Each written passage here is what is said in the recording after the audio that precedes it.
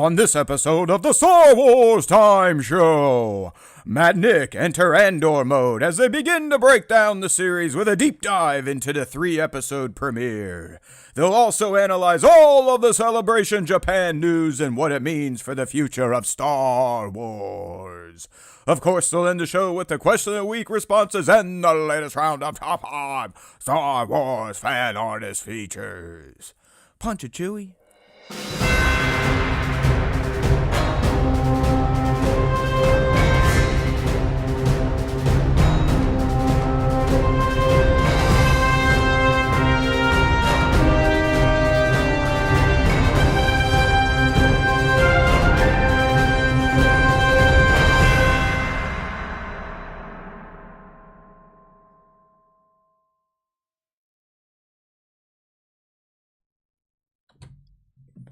All right, let's do this. Hey now!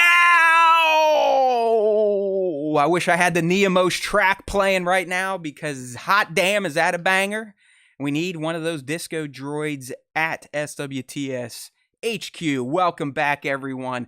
We are in Andor season. Look, I even wore my shirt. See it? There he is. Wanted, dead or alive. Cassian, the man. Boy, has he changed in a BBY's year's time, right, Nick? I mean, obviously, we're going to do our patented, never to be recreated or copied, pirated, or stolen. I know those all mean the same thing. Deep dive breakdown of a Star Wars TV program. So hold your horses on that. We got to get through our regularly scheduled bullshit. Ask us anything. Pop culture talk. I know you want to hear our thoughts on Celebration, so we'll do some brief comments on that. But then the rest of the show is all about our man Cassian, the Ferrix 5, Mon Mothma at Chandrilla.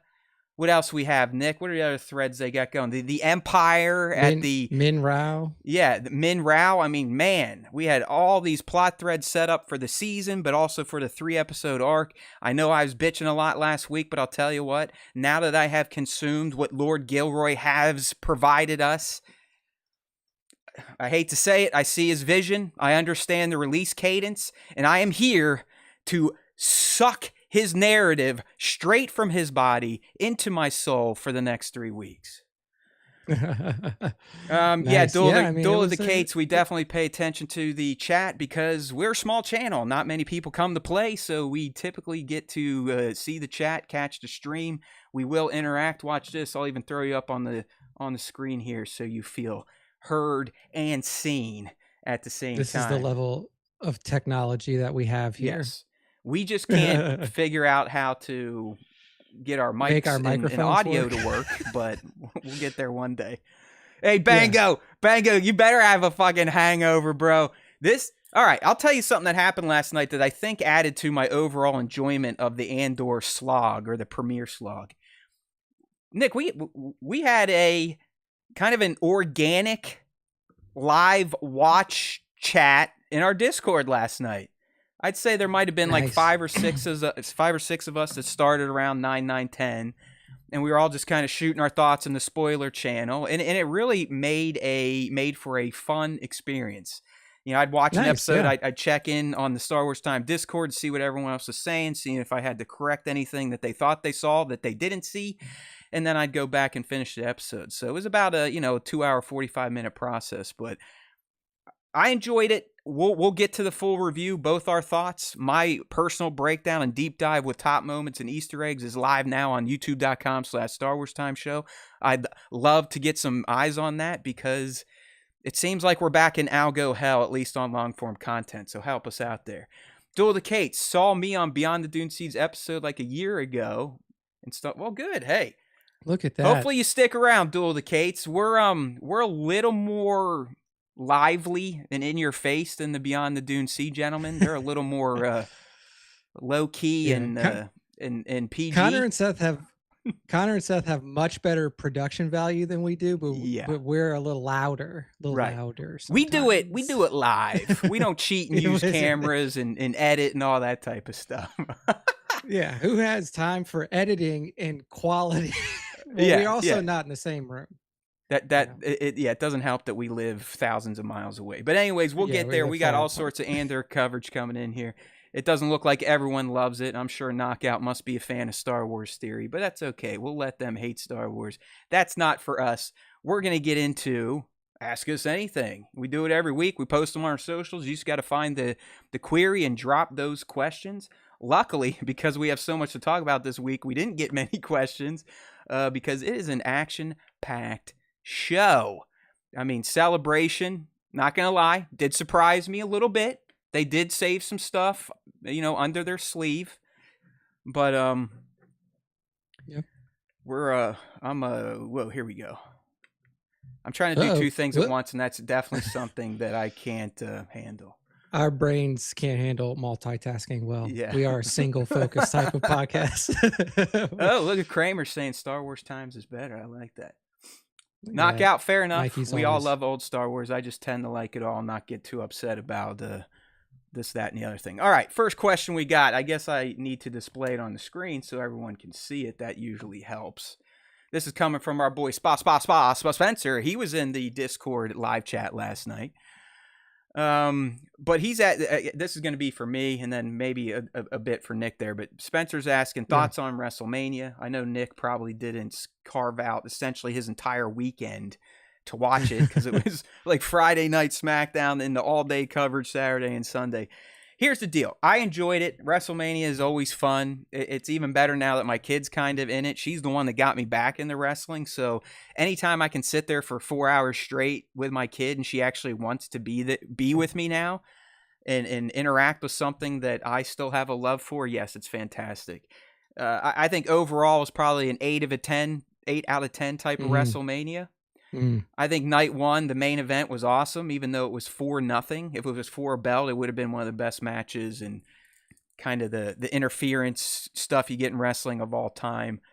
I like Tiffy winning the belt, retaining the belt. Night two, the man coming back was a nice surprise. Dirty Dom winning the title was pretty awesome. He got the biggest pop of the night.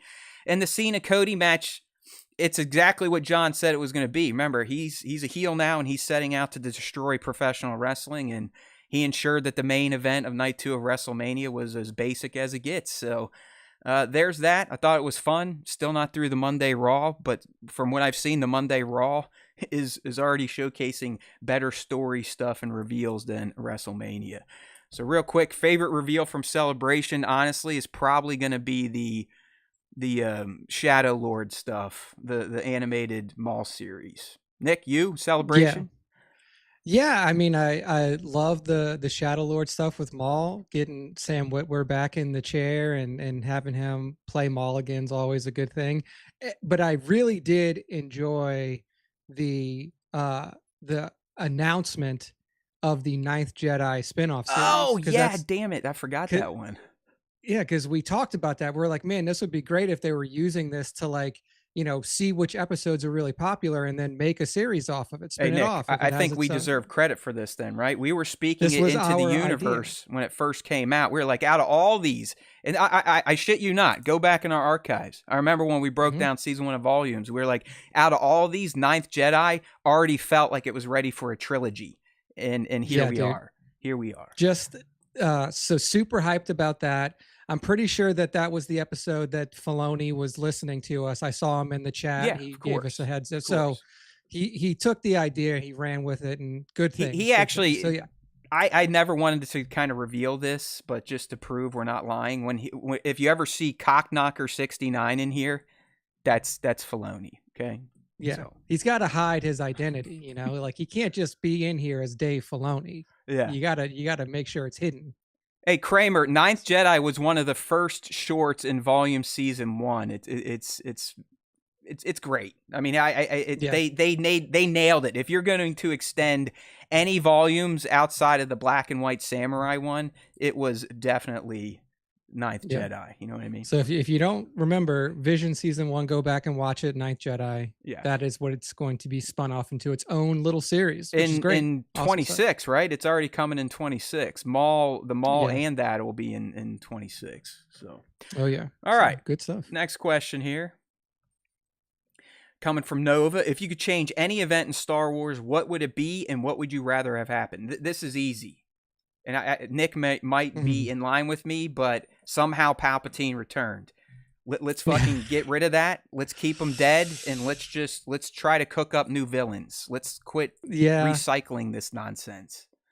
Yeah, I agree with that. I think that would be a good shift to make for sure. That, and then I think deep down, Matt wishes that he could rewrite Anakin's episode 3 arc. Oh yeah, you're right. Okay, you got me. Yeah, Anakin's fall in live action, not great. And there, I know other people believe me, and they feel the same way. They've just been scared by the prequel nation too. Which, in my opinion, the prequel generation, they're the ones that are the heads of the fandom menace at this point in time. So, whoa, yeah, Jared, you hear that? Don't say anything bad about the prequels. They're not nice people. They're really trying to get back on my generation for what we did when the prequels first came out, and they are not a happy lot. Yeah, Duel of the Kates. Listen, I think on the fly. I'm not always funny. I probably should have used some form of wolf name for Filoni, but what can I say? I'm a big idiot. So here we are. Like I said, a little different tone over here. Hopefully we don't scare you away. I think we do provide some good insights mixed in with the nonsense. All right. Next up, our girl Divided Skywalker, who wanted to go to the gym and listen to our show, but decided to get a pizza instead. We speak your name. All right. Are you planning on going to the next Star Wars celebration in California? You know what? By the time it rolls around, it'll be 2027. I'm not sure why they're not doing one next year to celebrate the release of Mando and Grogu. That seems kind of odd. It's almost like they've kind of admitted that they can't support doing a celebration yearly at this point in time. So, another 27, I'll be half dead. Kid's going to be a lot older. It's in LA, so I've actually have some contacts out there, some family. So yeah, I'm about a 90% yes. I'll be headed out to LA for celebration because it's been since 2019 for me. Yeah, it depends on what's going on in my life in 2027, honestly. Because for me, shit seems to change like every 3-ish years.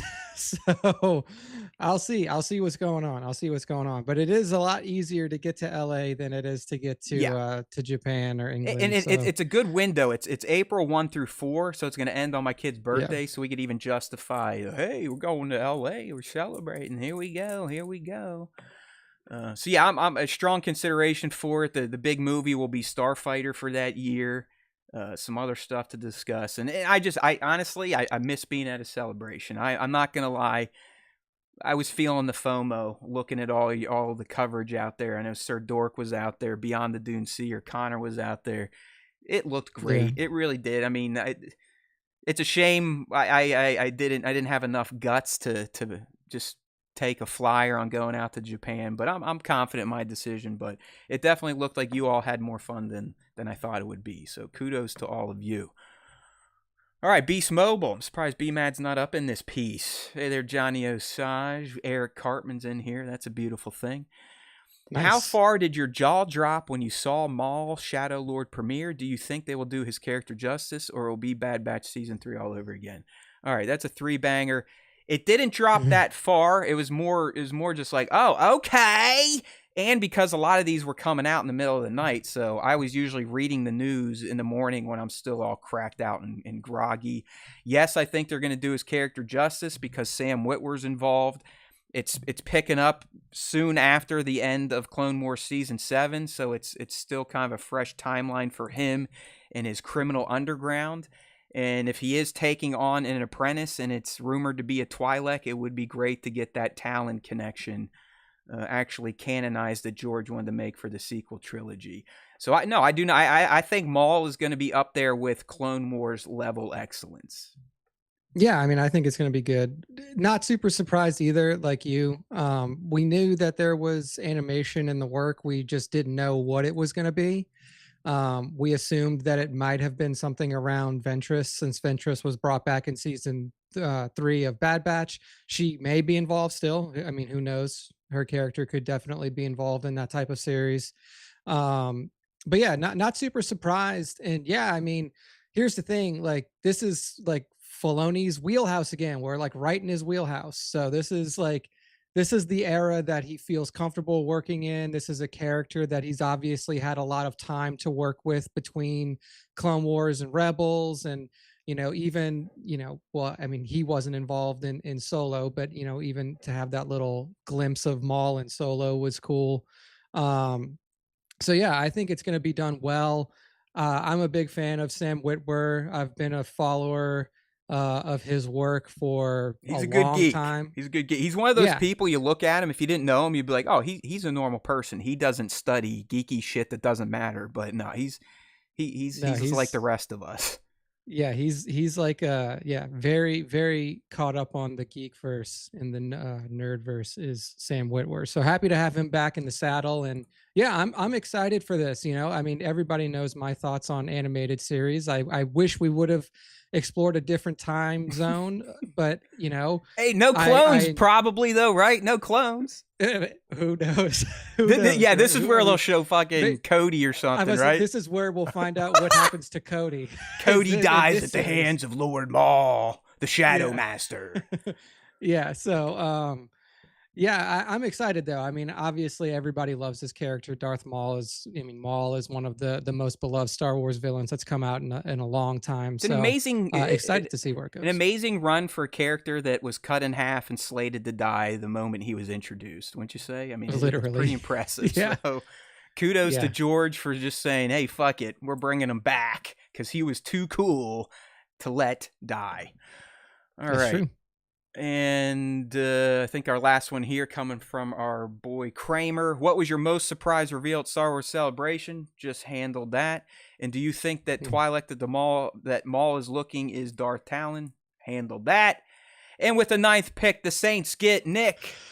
Oh man, I have a feeling it's not going to be Shador Sanders, so I imagine that it's going to be either a defensive lineman or the Saints will do the one thing that they've never done before and trade back and get an extra pick maybe later in the first round and get Jackson Dart. So we'll see.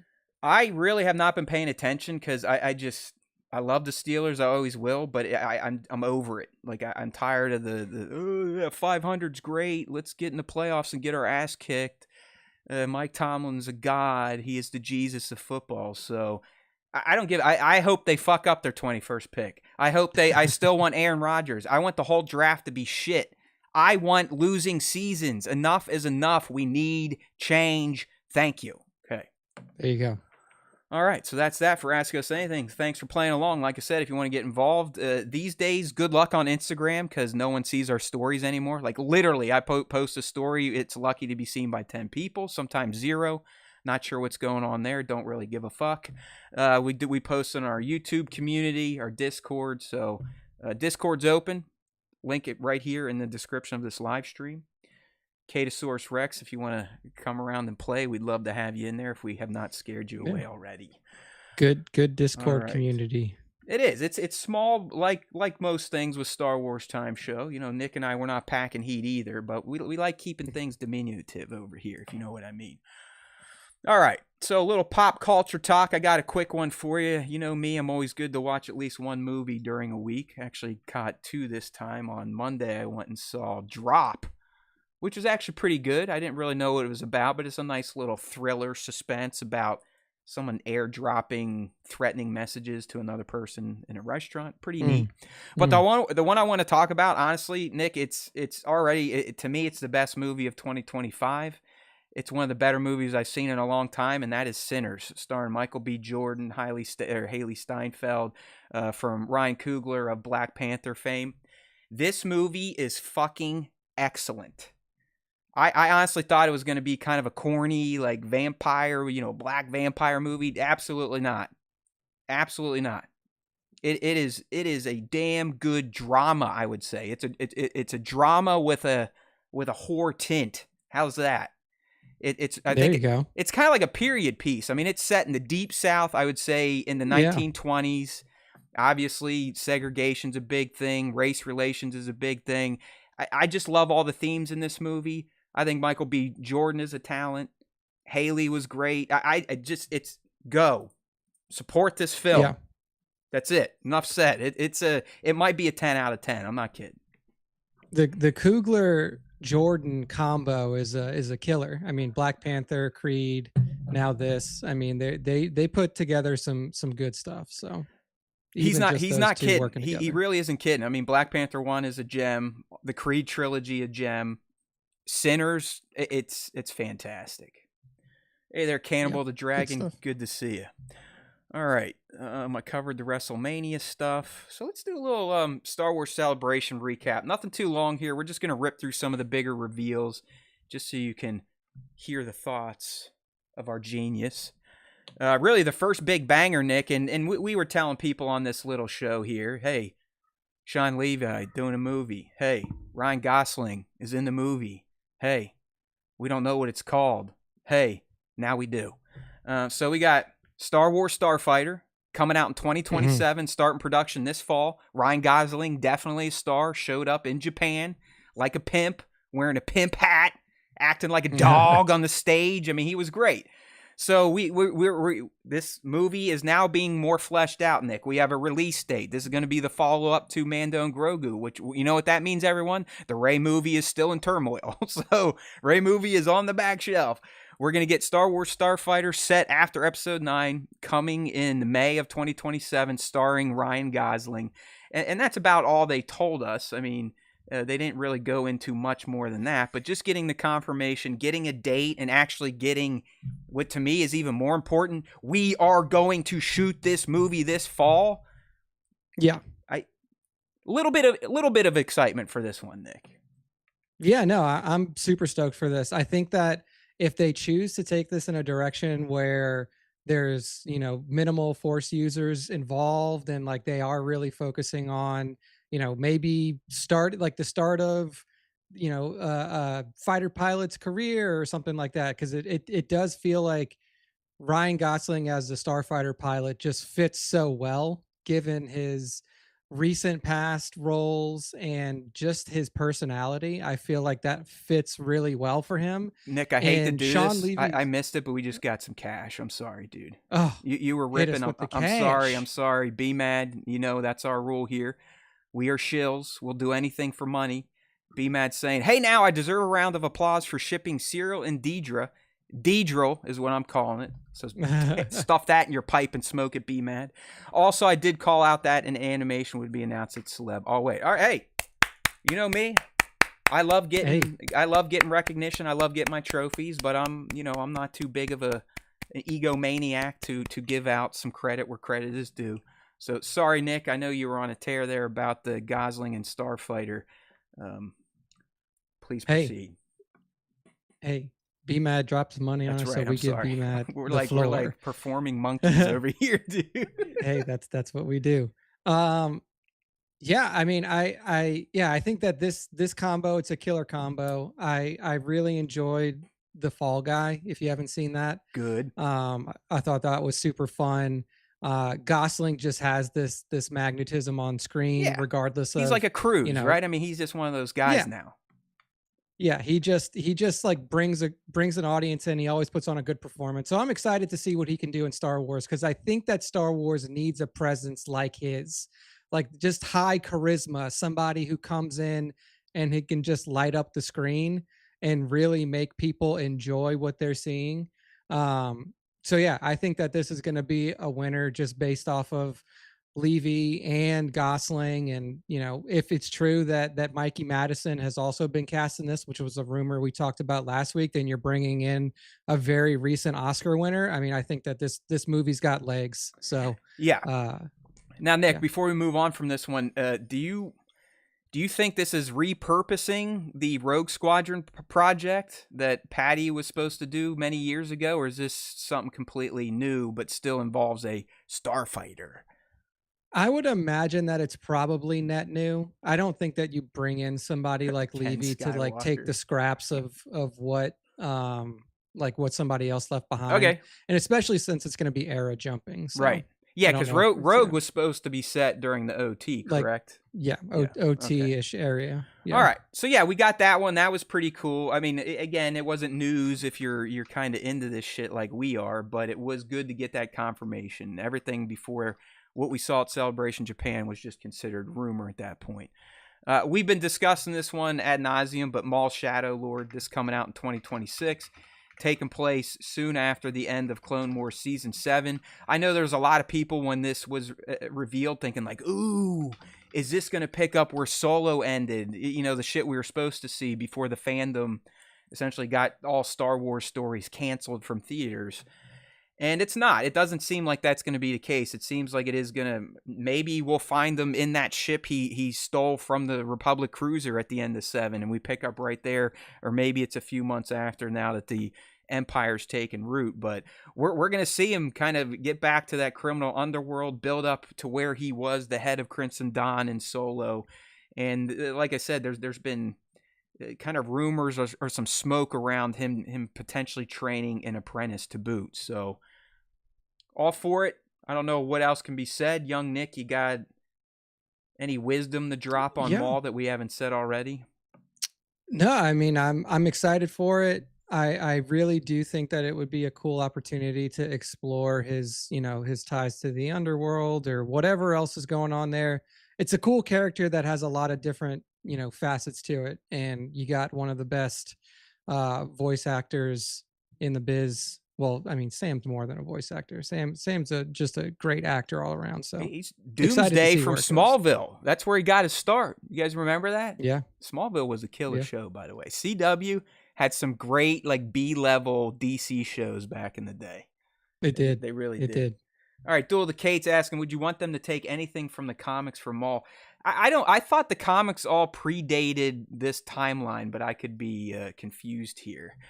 I know. There's. I don't know if it was comics or a book that kind of covered him getting thrown in jail and the Mauldalorians breaking him out again. But that would have all predated the timeline of Shadow Lord. So, you know, Kate, I am always down for that. But just seeing how our animators and live action creators kind of treat written material these days, I wouldn't bank on it whatsoever. They kind of ignore that stuff. Even the High Republic.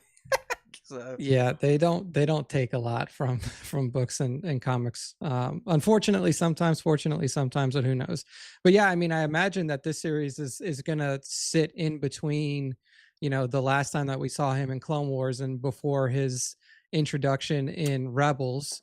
So yes, exactly. Yeah, because to cover there. And you know what, Nick, I would love for this series to take us to the point where Maul literally starts losing his fucking mind and just gives up his empire. I mean, there is a choice at some point in time that Maul makes where he's like, you know what, I'm done being a crime lord. I need to find this Sith holocron and take care of this Kenobi Kenobi worm that has been in my brain since he chopped me in half. So that's a great point. I would love to see them kind of take us up to there, which would get us some of the Solo stuff. So who knows? I mean, I don't think they talked about this going to be multi-season. Is this just a one-off? I don't think they gave episode numbers. So yeah, I mean, I would imagine for a show like this, you would probably because you know the characters, you know, I mean, like, you know, his start and his end date, right? Like, you know, he dies in Rebels, you know, that we're picking up right where we left off after season 7 of Clone Wars.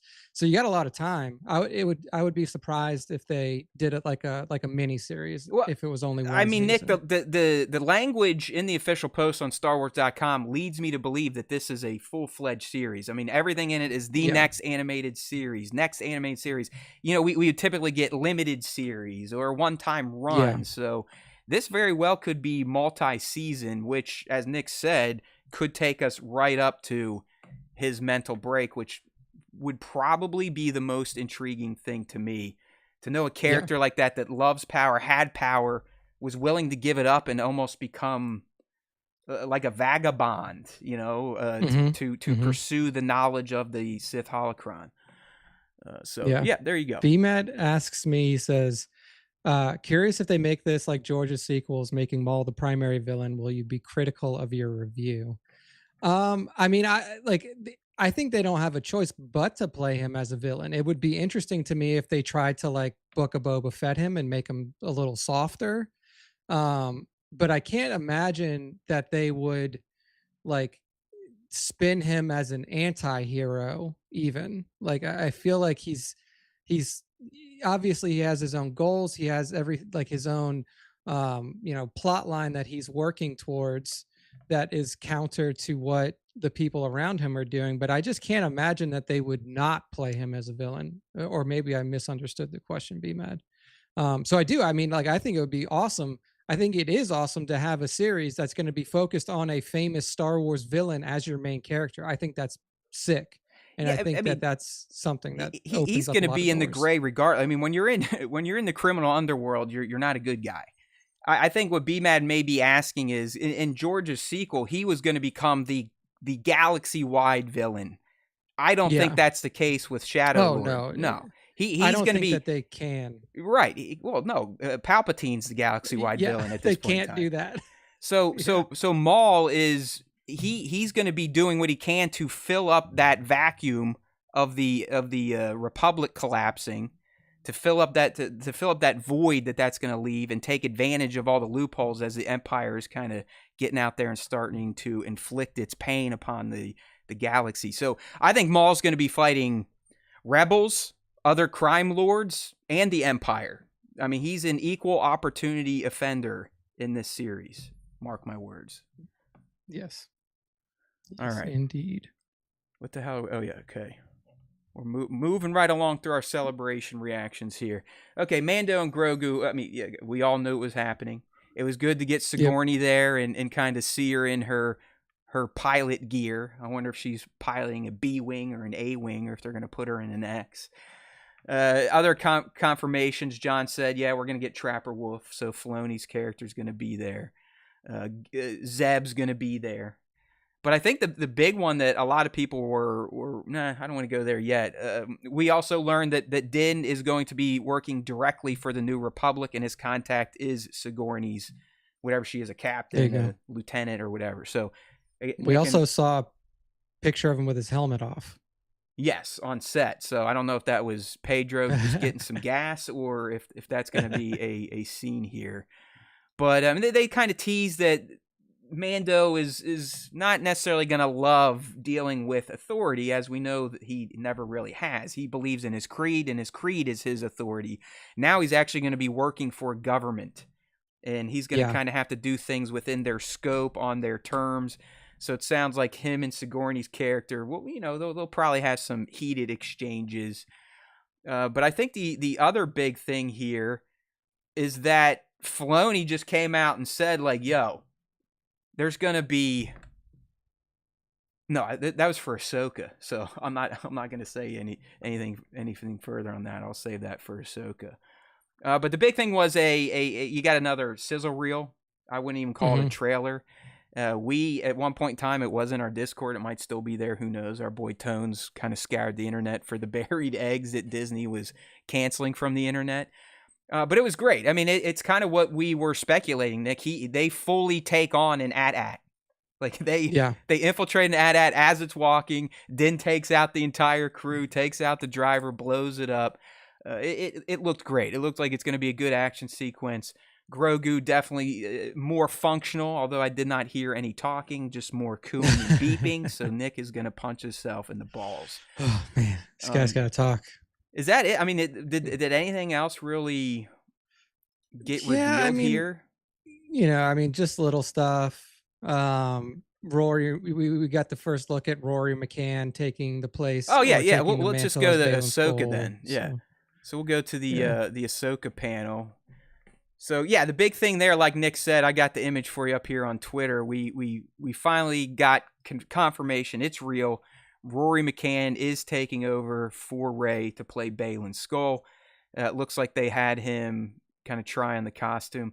I mean, listen, it's close, but not. He doesn't remotely look like the man, which, hey, it's to be expected.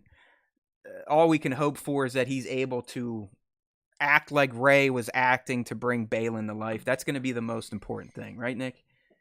Yeah. I mean, I didn't expect a 1-to-1 match in terms of the visual look, but I know that Rory and Rey were friends prior to Rey's passing, and I know that Rory is going to bring his all to, you know, make this as strong of a replacement as can be. You know, yeah. Filoni said, no way. Filoni said Rory's whole focus is to not let Rey down and not let the fans down. So yeah, I think his head's in the right place. Definitely. And Rory McCann's a great actor. I mean, you've seen him in multiple things. Obviously, the most famous that you've probably seen him in is Game of Thrones as the Hound, but you know, strong actor, really taking this role seriously. So I think that he's gonna do well. I saw a quote from Dave. I think it was in Screen Rant. He's like, "Yeah, I've got everything planned out. There's a big board, but some things happened, and I had to kind of change things around." I'm wondering if he's either referring to projects getting canceled or characters getting canceled, or this type of stuff. Like without Yeah, Ray, yeah. is he limiting what Balin was going to do now? Who knows? But it sounds like Dave has his master plan back on track, and he's got things mapped out beyond the Mando and Grogu movie. Other things about Ahsoka that weren't necessarily confirmed: it is starting to shoot preeminently. Like I think it's shooting soon. It's was it hitting for 2027 or 26? I thought it was going to be like late Yeah, 26, but 26. I could be wrong there. And really, we got the Rory stuff. The other big thing here, this is where I thought they were talking at Mando and Grogu, but Filoni was like, you know what? I'm actually going to give these fans something. They came to Japan, they waited in lines, they might have had to wear diapers. You never know. And he just came out and said, "Listen, I'm bringing in Akbar. There's going to be major war, and he's going head to head with Thrawn." So, all right, that's pretty so exciting. Major war in Ahsoka season 2 is interesting. I mean, obviously, I don't know, like, you know, I referenced this crossover film which they had brought over, that they had brought up a few times. I wonder if that's still happening now, or if they're just going to make Ahsoka season 2 like the, hey, this is the That wartime, baby. Dave's crossover is still a thing. So yes, Okay. it's still a thing. Yeah. So I am interested to see how that goes down. I mean, obviously, Akbar versus Thrawn is going to be a really cool showdown on screen. Two brilliant tacticians, one of them with way more firepower than the other one. Currently, Nick, have I mean, we ever Akbar's got a. seen a just a straight capital ship v capital ship battle in Star Wars? I mean, for I guess a little a bit at the millisecond beginning of at the Rots, beginning right? of, Yeah. yeah, Okay. exactly. Beginning of Rots, you kind of got to see it a little as they flew by, but never one that was like the sole focus of the space battle. You know, that was just like, this is what Yeah, I we're mean, just focusing on. I'm envisioning it. You got hopefully not Tic Tac Thrawn, as League is saying, and then you got Akbar, who supposedly is also a master strategist when it comes to the Navy. I would love to just see 10 minutes of these two jockeying, home one, and then Thrawn, the Chimera, and just Yeah, trading salvos and unleashing their fighters and counterattacks, counteroffensives. I mean, yeah. I want to get geeky, like space navy hardcore type of battle. I think it'd be cool. I think it would be really cool to see something like that, and like have them like sending transmissions to each other's ships during the fight. So like Thrawn pops up on the Oh yeah, hollow on the talking home shit one to and each it's other. like, Yeah. yeah, and then Akbar comes up after he gets a good hit in. I think that like we've never seen something like that, but obviously like the closest we've gotten before in like recent media is like pirates TV shows and stuff like that, where you see ship battles, naval battles Yeah, going I down. love that shit, man. I mean, So just think yeah, about man, I think it could be the cool. guts those people used to have on those sail ships. They're like, all right, we're just gonna line up sideways, parallel to this other ship, and rip metal balls into each other and see who wins. It's like, Yeah. okay, all right, sign me up. I think that my buddy Phil's in here, and he was Yeah, saying he he wondered what's must going be to be on the a post. delay a little bit there. Yeah, he was said he wondered just what the post episode 9 villain's going to be. Yeah, I mean, dude, if it's me, bring in the Yuzon Somehow, Vong, baby. Palpatine Bring, has so, returned again, again, again. again and again and No, again and again. I mean, it's got, to me, I would really like to see an outside force, whether Yeah. it be the Grisk that were brought up in the Thrawn books, or the Yuzon Vong that were brought up in Legends, or something like that. I think that doing like another rehash of Empire versus, Rebel Alliance, Resistance, whatever, or like faction, like even in the prequel trilogy, it was like Republic versus CIS, like faction versus Yeah, faction. that's I enough. really Like, want it to be. Yeah, I'm pretty something sure different. they killed the First Order pretty hard at the end of Episode 9. I mean, they Yeah, nuked and every acolyte in the main Sith, and they essentially annihilated the fleet. So Nick is yeah, right. yeah, Let's please move forward. Anyway, so we're gonna get this Akbar battle in the known galaxy, but Dave did provide like an old school Star Wars retro trailer of concept art for Ahsoka season 2 at the show. I got to see that again, courtesy of Tones in our Discord.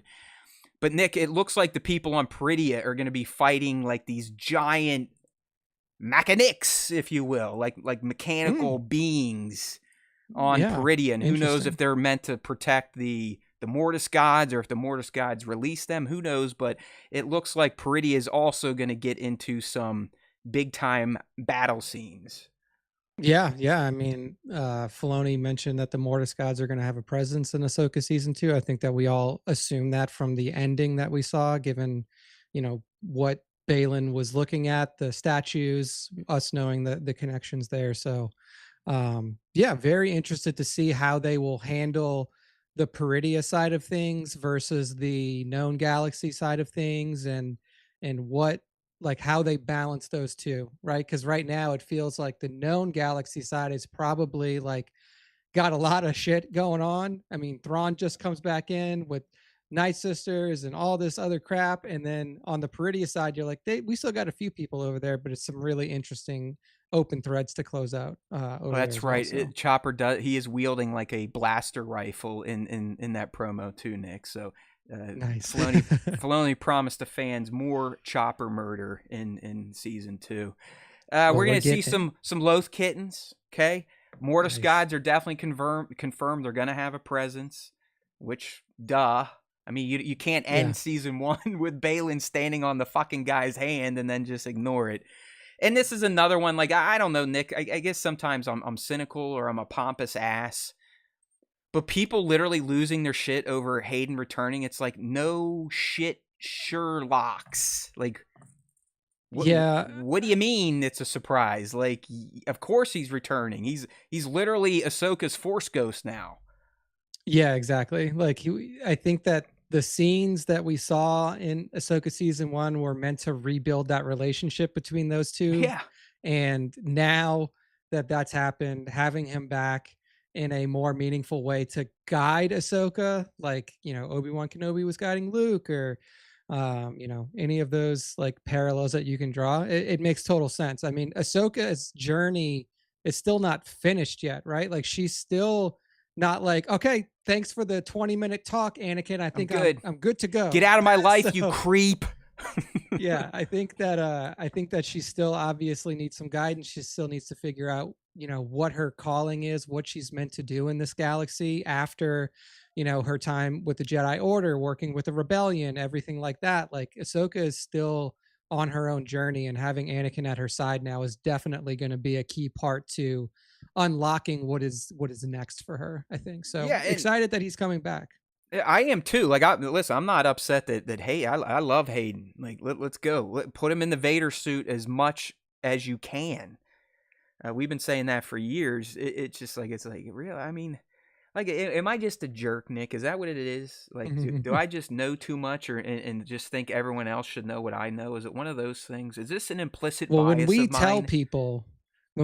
people things and then they don't listen, it's just like, well, we That's told it. you. See, I knew I wasn't being a dick. It's the usual thing. It's like Nick and I screaming into the void. This is what you need to know. This is what's happening. And people are like, what is happening? Like, What? who are these Oh, people? look at this. Look at that. It's like, well, we've been saying that for months, people. It's like, hello. Thanks for reminding us that no one listens. All right. I'm just a cynic. All right, B-Man, I'll take it. I honestly think I'm just more intelligent than most people, and I can process media correctly, but I'm a cynic. All right, so there you go on Ahsoka. It's all sounding good. It's all sounding great. We talked about the Ninth Jedi stuff, so not sure there's much more to say outside of Visions Volume 3 dropping on October 29, and they have started a new program, Nick, that they're essentially going to have a whole venture that supports the Vision's universe to potentially have more spin-offs like the Ninth Jedi. So, hey, that's great, man. yep. I mean, give creators an opportunity to tell their stories, and then find those ones that really resonate, and build them out, turn them into something. This is a vast universe. So One happy to other see where it point and goes. note, and it looks like in Volume 3 this is going to happen, but the guy that Kamiyama, who is in charge of the Ninth Jedi, did the Volume 1 episode, is saying that director Shiotane is making one more film this time, Child of Hope, and it ends with Kara's departure to look for her father in the first short film. So, Nick, it sounds to me like we're getting a Ninth Jedi sequel in October that is going to set up the long form series in 26. Yeah. So awesome. Nice. I'm excited about it. I Nice. love that this is happening. And I think that they have found a really unique way to find new content and build out the universe in a very interesting fashion. Excellent. So Speaking about rebuilding or building out the universe, the last one that may be of interest to all of you is Lego Star Wars Rebuild the Galaxy is coming back for another season. And Ashley Eckstein returns as Ahsoka, and she's going to be playing like one of those squatty square Lego brick characters that you can make version of Ahsoka, which I think is fantastic. So I know it's not a serious series. It's a bunch of what ifs, but I thought the first one was great. You have like Surfer Luke out there, and it's just they can have a lot of fun. They can play with a lot of weird shit in this franchise. So I'm glad it's coming back. It's hitting September 19th. All episodes on D+. nice. All right. Well, we've made it, Nick. It is time. We've made it. For the first Star Wars Time Show deep dive breakdown of Andor Season 2 of the season. We didn't know if we'd be able to pull it off. I thought I honestly was going to quit all this shit. I cannot explain how down in the dumps I was Monday and Tuesday, knowing what Nick and I were about to embark on, which is getting all 3 episodes watched, and then for me, breaking them all down, producing assets, clips, screenshots, full deep dive, long form video. I was like, why? It's going to be so much time. But I'll tell you what, we're here. We got through the premiere. And I have to say, I'm glad I'm doing what I do. This Andor premiere, S2, 1 through 3, was about as perfect as you could ask for. I now see why Tony is doing what he's doing with these 3 drops a week. It really is meant to be viewed as a movie. You could literally see the pace increase, the tension build from 1 to 2, the climax in 3, and then the payoff. And I just like the narrative formula just works so well for me. And it really does feel like you will benefit if you watch this as a 3-episode block versus watch an episode, come back another day, watch an episode. They really felt like they're meant to be together. So as much as I bitched before this, I feel like I'm slightly recommitted to the cause. Andor premiere, at least my quick review before we get into the deeper dive and Nick gives you his thoughts.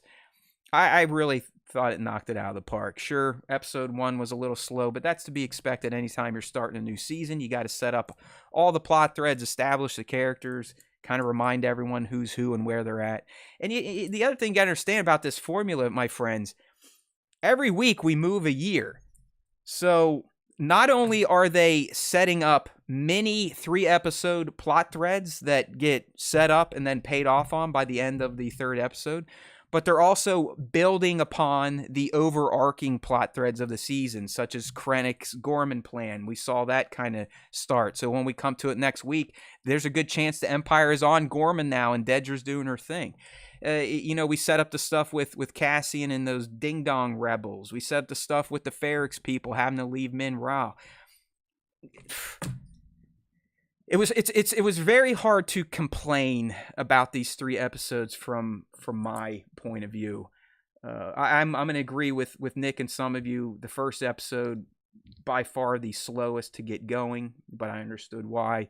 Episode 2, I was like, okay, Now I'm digging Cassian with these ding-dongs, because at first I thought it was a waste of life. Everything just got better, and then by 3, where everything's bubbling over, everything kind of comes to a head with that Neomos segment. It's brilliant. I know. I mean, I don't want to echo the professional critics, because most of you think they're a bunch of blowhard idiots anyways.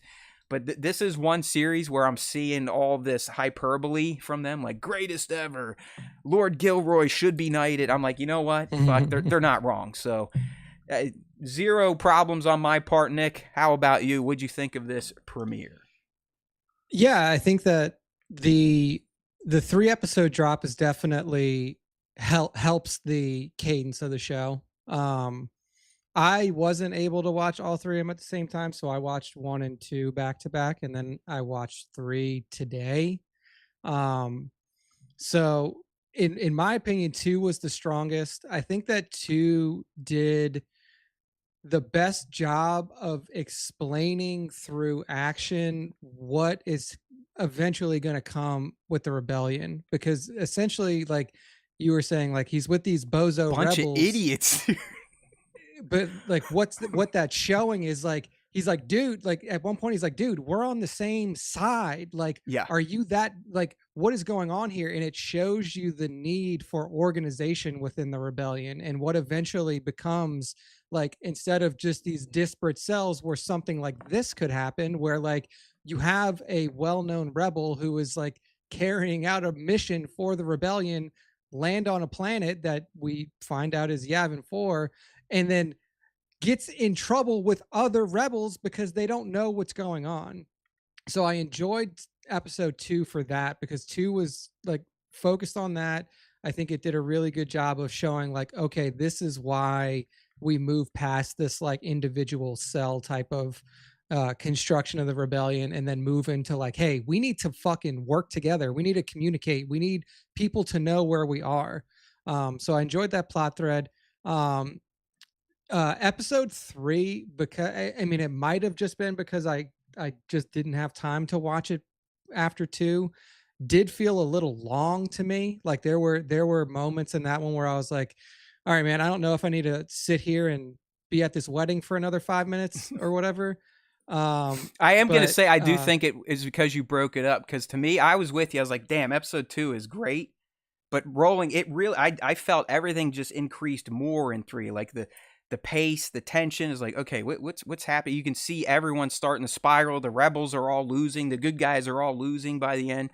So that's like I'm saying. And listen, I'm not going to force Nick. He's got to do what he's got to do. But I will tell all of you, if you have the ability to go back to back to back, that's the way to do it. There really is no other way to do it, to truly feel the pace and the tone and the tension, I think, the way Tony wanted. Yeah. So the release cadence definitely helps what could feel like smaller moment or like slower moments. Well, Nick, bring that point up that you brought up in Slack earlier, how if this was not released all 3. Oh yeah, I was like, if this wasn't like, if it wasn't released in 3-episode chunks like this, like if it was episode 1, wait a week, episode 2, wait a week, episode 3, wait a week, all of these episodes would have felt super slow. Yeah. All of them would have been like, what the fuck is going on? Like, why is it taking so long to get somewhere here? But because you have all 3 of them strung together, and if you have the opportunity to watch it like that, it does feel more organic. But I'll say this, if I watched episode 1 and then I had to wait a week for episode 2, I'd be like, bro, are you like, that's how you open? Like, you give me a near 50-minute episode where it's like just slogging. Yes. So no, they I was with you. I was with you. Like, my notes on episode 1 were not looking positive to begin with, but you could, I wish I should just start sharing my notes, because you could see my tone changes. Like, okay, all right. Okay, the idiots on what we now know was Yavin 4. This is actually kind of entertaining, seeing how Cassian has to deal with these bozos and kind of shadow lead them so they don't all kill each other or starve to death or become dehydrated. So yeah, I mean, I'm with you 100%. I mean, if they just dropped 1, I think a lot of people would be going like, wah, wah, another Andor, wah, wah. Yeah, so I'm happy with the release cadence. I don't know whose idea it was, whether it's a collaboration between Tony I do and think it's Lucas Tony at or this whatever. point. He's like, no, this is how you fucks need to watch my stuff. So eat it. Yeah. Now the question obviously is like how many people are going to watch it that way, and like is it going to get its message across if it's not watched that way? So I mean it really depends on the individual person at this point, like how they choose to consume it and everything that goes forward from there.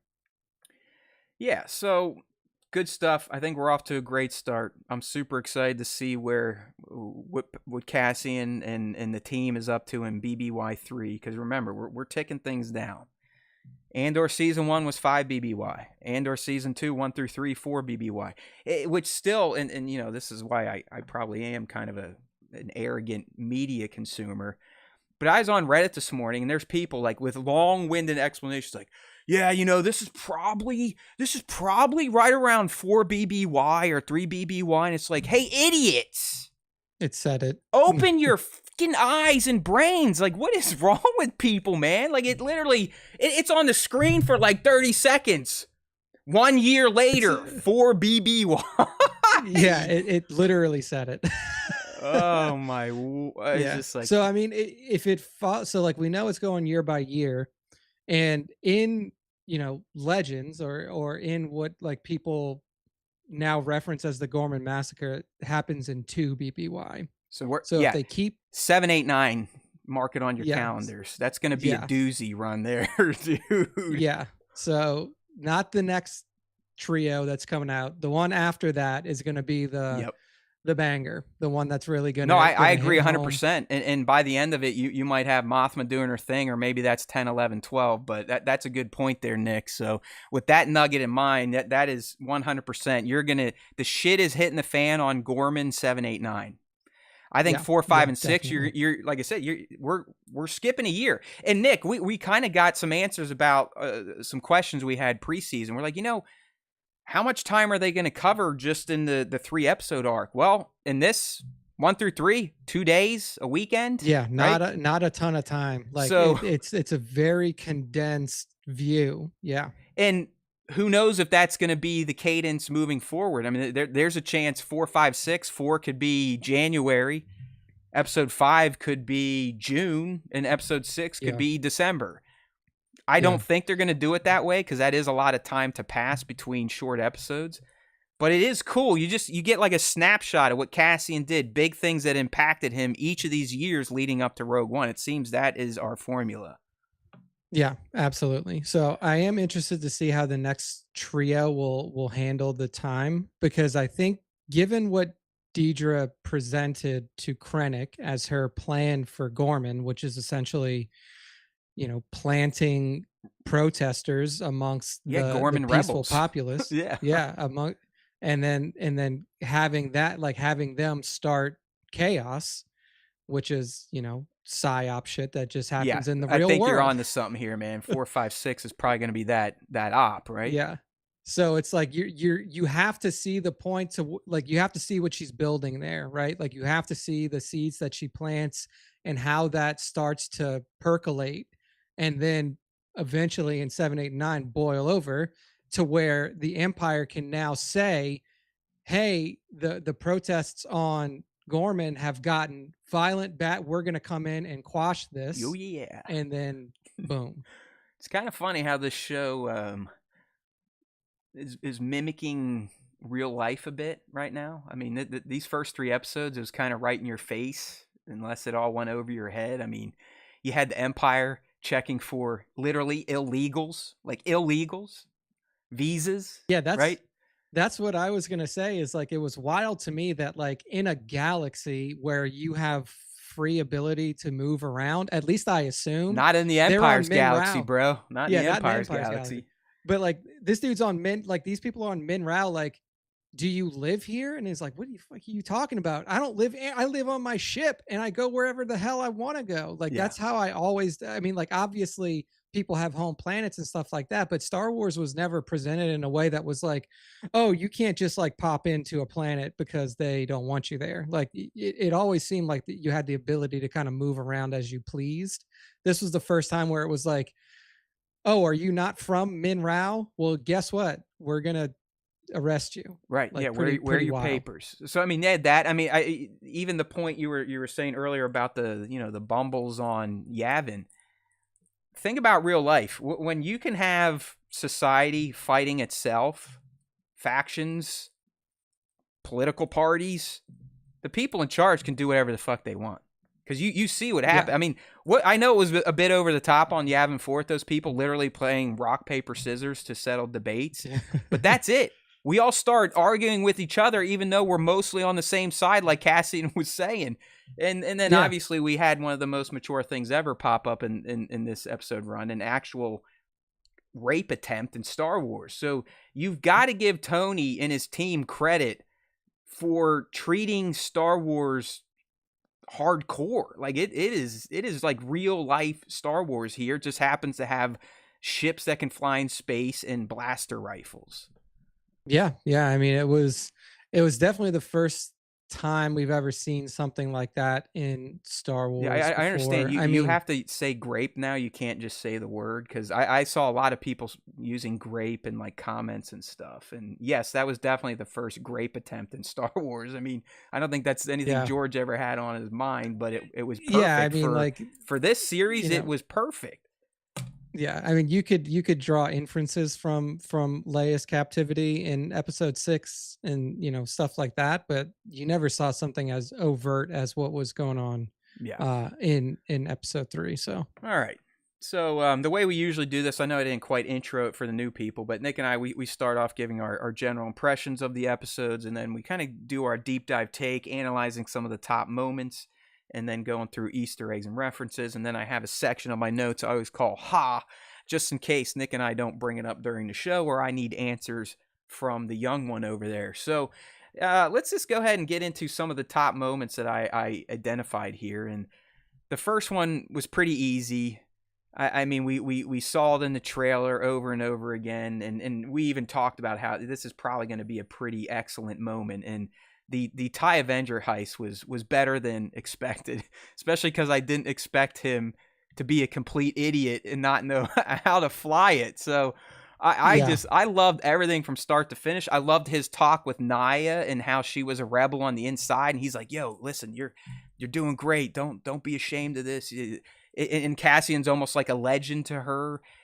All of it was great. Everything from their conversation to the escape, nuking that fucking range trooper with a turbo Yeah. laser.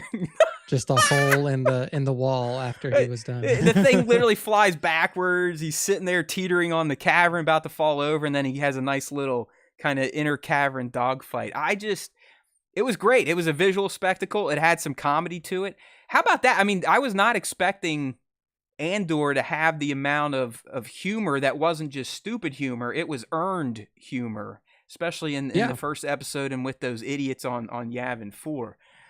So I did the TIE Avenger heist pay off for you, Nick, or are you like, we pretty much saw most of that already?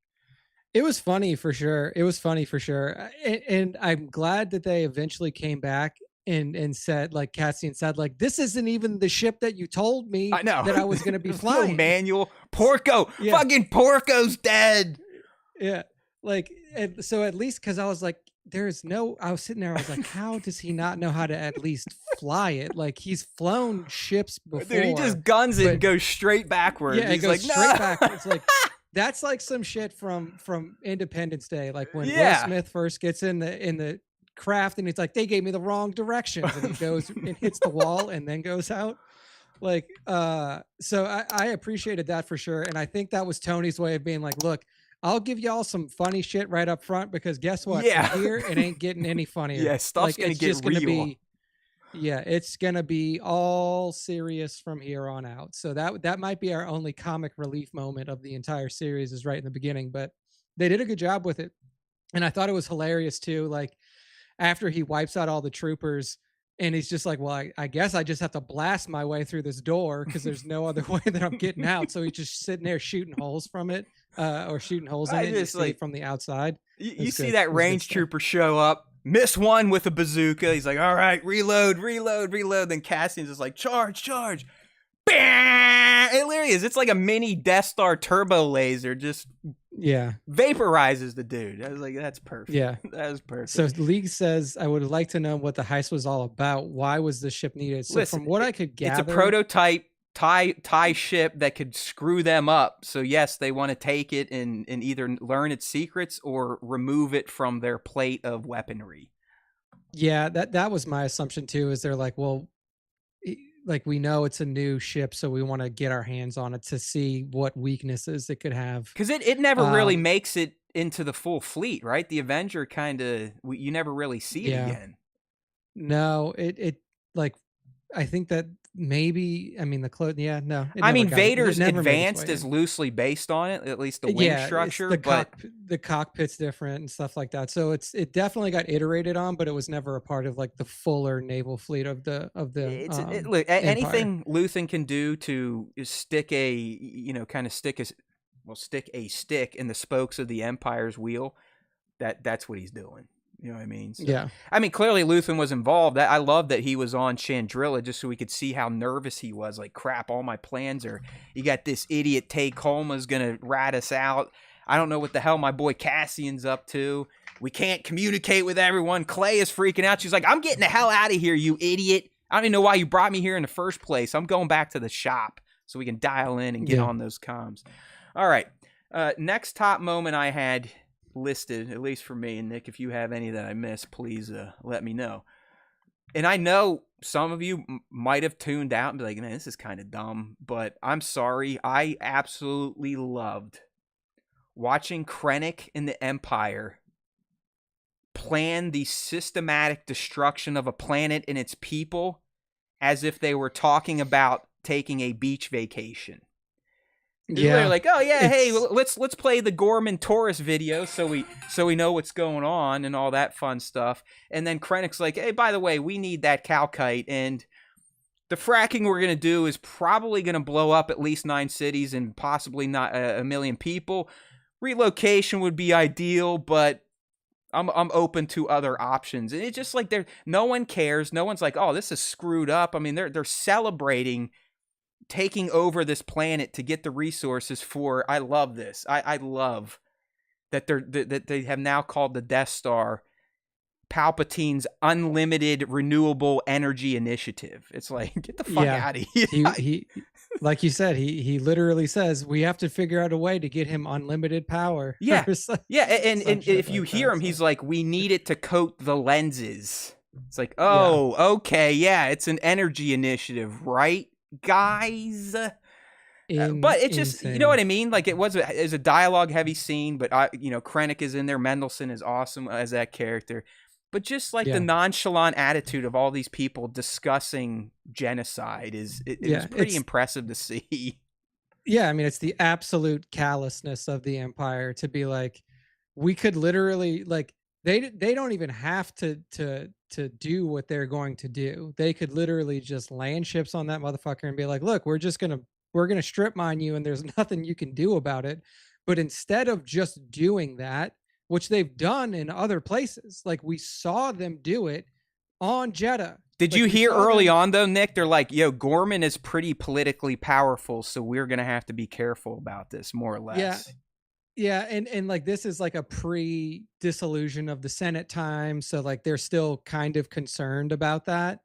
So they do have to like semi-play a political game, which is why they're going to use psyops and try to plant disrest amongst its own people. They have a Ministry of Enlightenment. Do you know where that came from? Look it up. Was it Nazi Germany? Yes, literally, pretty much the same thing. Yeah. So it's I mean, the level of callousness that was present in that room when you actually know what they're talking about, and like as a casual viewer, you probably don't. Like, you're just watching this and you're like, oh, well, this, like, what are they going to do? Like, knowing that a massacre is coming and knowing what happens on Gorman, you're like, this is absolutely disgusting what's happening here. Yeah. So yeah, I mean, But the level of callousness was disgustingly unbelievable. enjoyable to watch, I guess. I love watching bad people be bad. And these are awful Yeah. people. They're not just bad, they are awful. Yeah. They're Yeah. actually Absolutely. awful. So excellent stuff there. All right, another top moment that tickled my fancy, and this is pretty much the rest of my top moments. I'm sorry. I doubt Nick got this kind of excited about this, but from the moment Cyril hit the screen as a boss, and he's literally bragging about finding accounting errors, like he took down Cassian himself on Ferrix. I was like, I'm here for this guy. Here for him. He is the most unique Star Wars character ever, right, Nick? Like there is no other character like this dude. Yeah. Yeah. I mean, I think that like it's easy for me to tune out when he's on screen. I love him. But it is very interesting that they've like given him and Deidre their own little arc, and I'm interested to see where it goes, especially considering even in this first arc, you can already see how uncomfortable Deidre is with everything that's happening. Like she's like, I don't want to do like I don't want this job.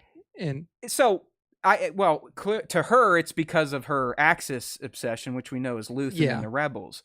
But Nick, do you think this is kind of leading down towards our speculation that one of these two breaks good and it's probably going to be Dedra?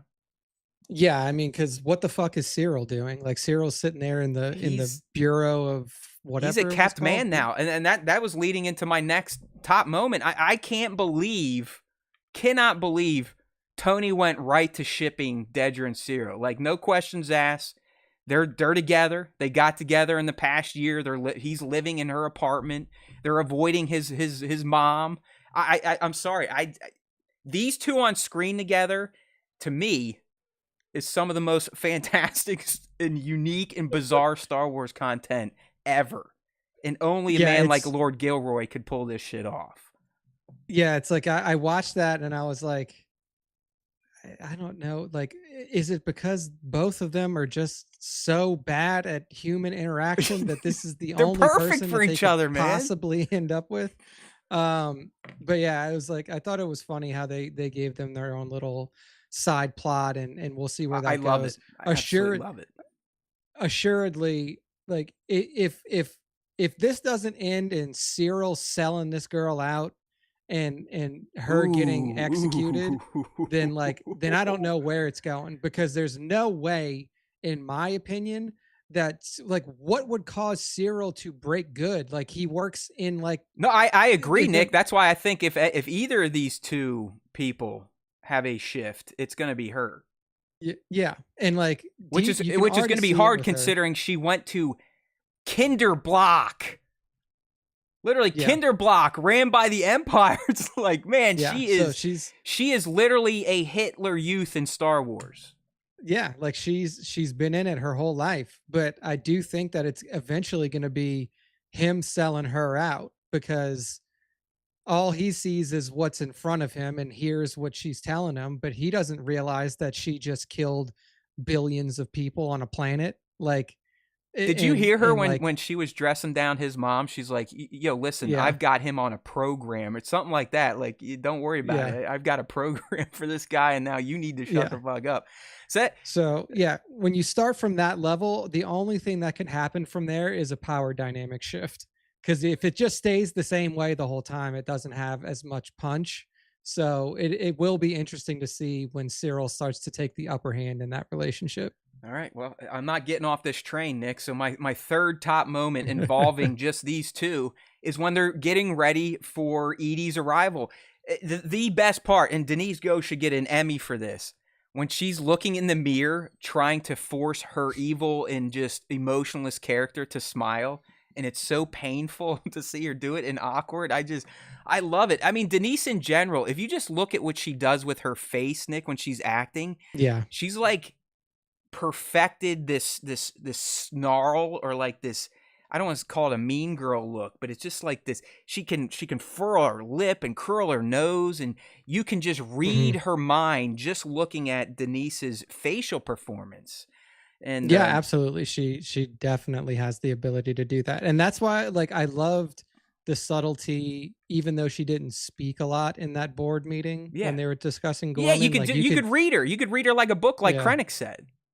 Yeah, you could see it on her face that like this is It's like she thinks it's child's play. She says, this is beneath me. I'm chasing this Axis person who's one day going to create a rebel alliance, which she is right. But yeah, she is Denise, and I guess why we're on this tangent of applauding the performances here. I mean, really, the whole cast just fucking killed it. Arya was great. I mean, you can just see how damaged she is from or Adria. I'm sorry. Adria is fantastic. You could see the emotional damage that has been inflicted upon her with her time with the Empire on Ferrix. Diego was fantastic. The dude that plays Wilman, I mean, literally, there's not a bad actor in this show.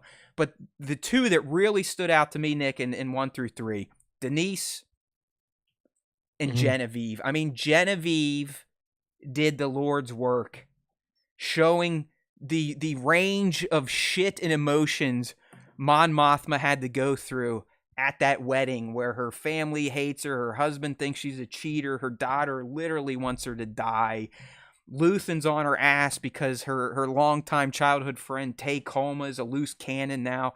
You could just see like she was developing 50 ulcers in her stomach.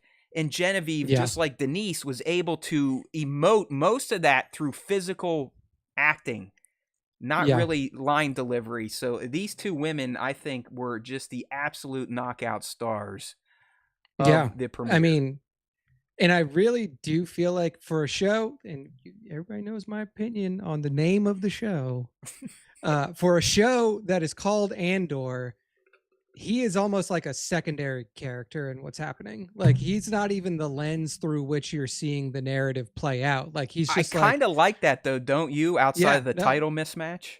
Yeah, absolutely. Because we know, I mean, we know who Cassian becomes and how he gets there, and I guess we know for the other ones, but it's not as clear for how Mon went to being this galactic benevolent senator to someone willing to throw all that away, her riches away, her family away, to lead a rebellion. And we're finally going to get to see that. And it's going to be step by painful step for this lady.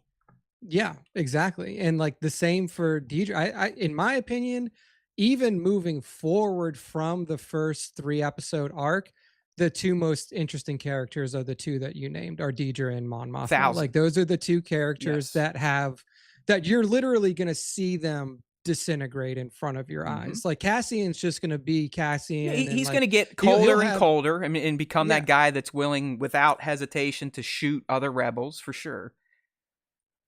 Yeah, absolutely. So, but I think that the character arcs for Mon Mothma and Deidre are going to be insanely good. Probably the best of the series, depending on how things play out. Deidre specifically, I just can't imagine what like the mental gymnastics she's going to have to put herself through, and then the eventual like realization moment that like she perpetrated genocide on an entire culture of people. Dola Kate's asking about Bail. I think we're going to get some Bail. It sounds like he might be recast, but Bail, because he was like Mothma, a very prominent senator, a public figure, a head of a planet. I don't think Mothma was in charge of Chandrilla, but Bail clearly in charge of Alderaan. He had to be even safer than Mon at this point in time. Bail, I don't think really commits in full until Mon makes the declaration, which is probably going to be at the end of 9 or the beginning of 10. Yeah, I think that if he comes in, he'll probably come in later, and he'll probably come in after the Gorman part, after the Gorman massacre, and like that's going to be what really pushes him over. He's always like, obviously from the end of Rots and everything, like he's always been a voice of dissent in the Senate towards what's happening in the galaxy. But I think that he's never been the face of the rebellion, though. I mean, it's always been Mon, and we learned Luthen was the true reason for it all. But Mon's always been the figurehead. So I would be more concerned if Bail doesn't show up when they make it to Yavin. Yeah, after that time. So in League, yeah, we'll that see. rumor is what I have seen too. Ben Bratt taking over for Jimmy Smits as Bale in this, which is going to be odd considering Jimmy That's Smits is in Rogue One and looks like Jimmy Smits, and now we're going to bring in a yeah. new guy that I guess they have the I mean, same tinted skin maybe, but I would say they look similar-ish, you could say, but I mean, it's not really that close. I mean, Benjamin Bratt's a good actor in his own right, but like, yeah, like we get Bail Organa through the prequels, then you get Bail Organa in Rogue One, and then you have Kenobi. Jimmy Smits as Bail Organa in Obi-Wan Kenobi, and then you're Yeah, gonna watch this it's and be like, either who the fuck's this guy? Smits has unfortunately like passed on and is dead and no one knows, or he has a condition, or he's like gained 5,000 pounds. Because I don't know how you don't try to make that work, but whatever. It's I don't think it's going to be that big of a thing. Duel of the Yeah, Cates is saying it was a scheduling conflict. I could see that. I yeah, mean, I could see Tony saying, yeah. you know what, tough shit. When Tony says go, we go. Yeah. Yeah. What can you do? What can you do? But yeah, I don't know. I mean, I think that he's been, like he's obviously in some stuff out here. Yeah, Apparently just did he's Kenobi, which came out, what, 21, 22, summer 22, I think. 2022, Yeah, yeah, and then so he was on some other stuff. So yeah, I mean, he's a working actor. I'm sure that he's got some other stuff going on. I am surprised that they would recast him, especially considering that he probably doesn't have that prominent of a role. Like the dude probably only needed to be there for 2 days, right? Like if it's to if it's Ben Bratt just fucking standing there with his arms crossed around the war table, I'm gonna be like, come on, guys. what? It's like, why would you? Yeah, yeah. At that point, it's like, dude, just wait, or just We fucking have the not have tech, him just there. film them on a fucking green screen and Yeah, rotoscope them in. Come yeah, on, you're and just be like, Lucasfilm Jimmy, after just go all. stand against your fucking, go Yeah, stand against your living room wall. We'll don't you send you guys the still work with clothes. ILM? I don't know. They seem pretty good at this digital effects shit. It's Yeah, like, so so we'll we'll see. see. We'll see what We'll happens. see. We'll see. I'm a big fan of Bale too, but I'm not going to let his absence quite ruin this yet. And I don't think it really would ruin it for me. Like No, Nick no, said, no. it should be called Mothra. The series should be There we called go. Mothra. That's right. Okay. That's right. Sounds like something out of Godzilla. All right. So I know we got on a little side tangent there, giving our flowers to Genevieve and Denise, but I am going to continue with my top moments. And like I said, it's all Cyril and Dedra, if you will. When the mom shows up, in particular, just her being a piece of shit and just an evil parent, but then watching Dedra just put her in her place. Like this lady, that little lady seems so strong, so arrogant, so confident in herself and what she's saying. And within 30 seconds, Dedra destroys that veneer. I mean, just cuts her down to nothing and says, listen, if you want a relationship with your son, this is what you have to adhere to. And there was no bullshit. She cut her off even when Edie was trying to like, whoa, and she's like, no. And it's Dedra. I mean, she's amazing. I mean, again, these two together, in my mind, are the most unique Star Wars characters ever presented. They don't really fit a mold. It almost is like watching an episode of Love on the Spectrum. Okay, and I'm not RFK Jr. I'm not downplaying those neural divergent things, but it is. You have to argue Dedra and Cyril are on the spectrum. I would say so. I mean, did you see Cyril Dedra for doing sure. finger taps behind her back? Yeah. Yeah. Like, come Yeah. on. I mean, I think that's purposeful. Yeah, absolutely. And I love watching it. I don't necessarily love the series on Netflix, but I love what I'm seeing here in Andor with these two. And they really did eat up most of my top moments. The last one is the only one that didn't feature them. And it was really I thought the end of E3 was beautifully done and very artistic in the fact that as all this horrific shit is happening to Cassian and the Ferrix 5, to Mothma and Vel on Chandrilla, what's the music playing? Literally Star Wars club techno music. Like it's this super upbeat Neomos cut from season 1. I mean, look at Bix on the TIE Avenger. She literally looks dead. She's the Walking Dead. Cassian's all bummed out. Brasso is fucking dead. Yes, we've lost one already. I wasn't thinking it was going to be that quick. You, Nick, did you think we were going to lose one of the Ferrex 5 this soon? I thought that they all probably would have gone out at the same time. But yeah, I mean, it was surprising that Brasso did not make it off of Min Rao. Do you think we get a death per block now, except for 10, 11, 12? Or maybe Dix's is 10, 11, 12?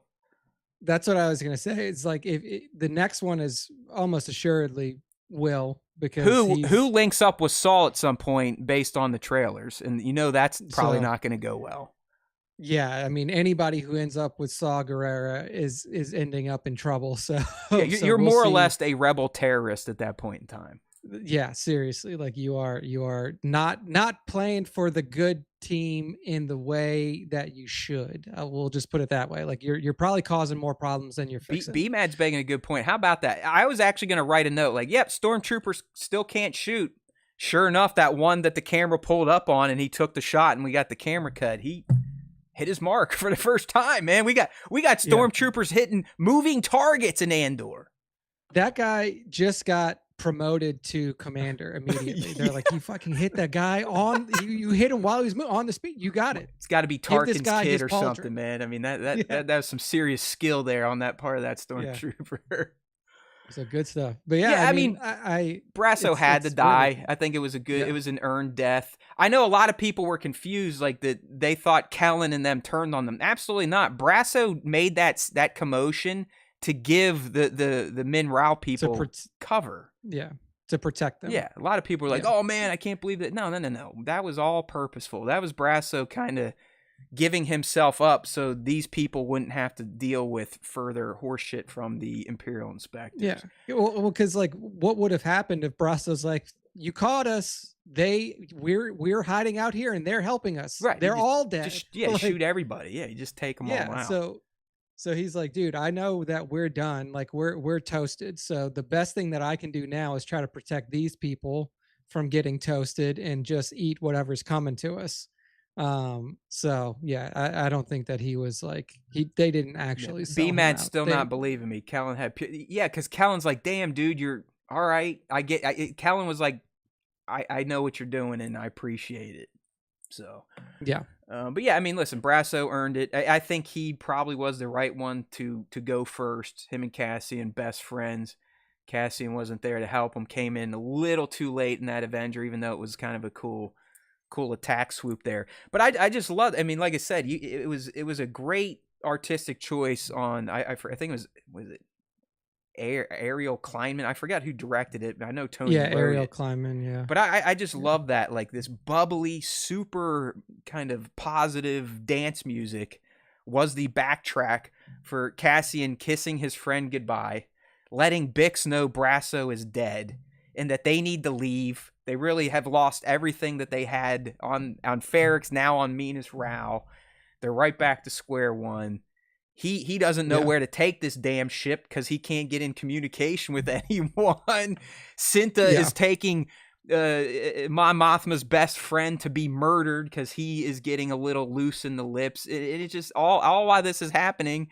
And Mon herself is fucking hammered, losing her mind on the dance floor, all to this beautiful music. So I think so everything that was happening to Cassian was like definite, like it wasn't happening as viscerally to Mon, but she realized like, oh, everything is falling apart now. Like, it's Mon was like, not, there's a reason she got hammered. She was like this. Yeah.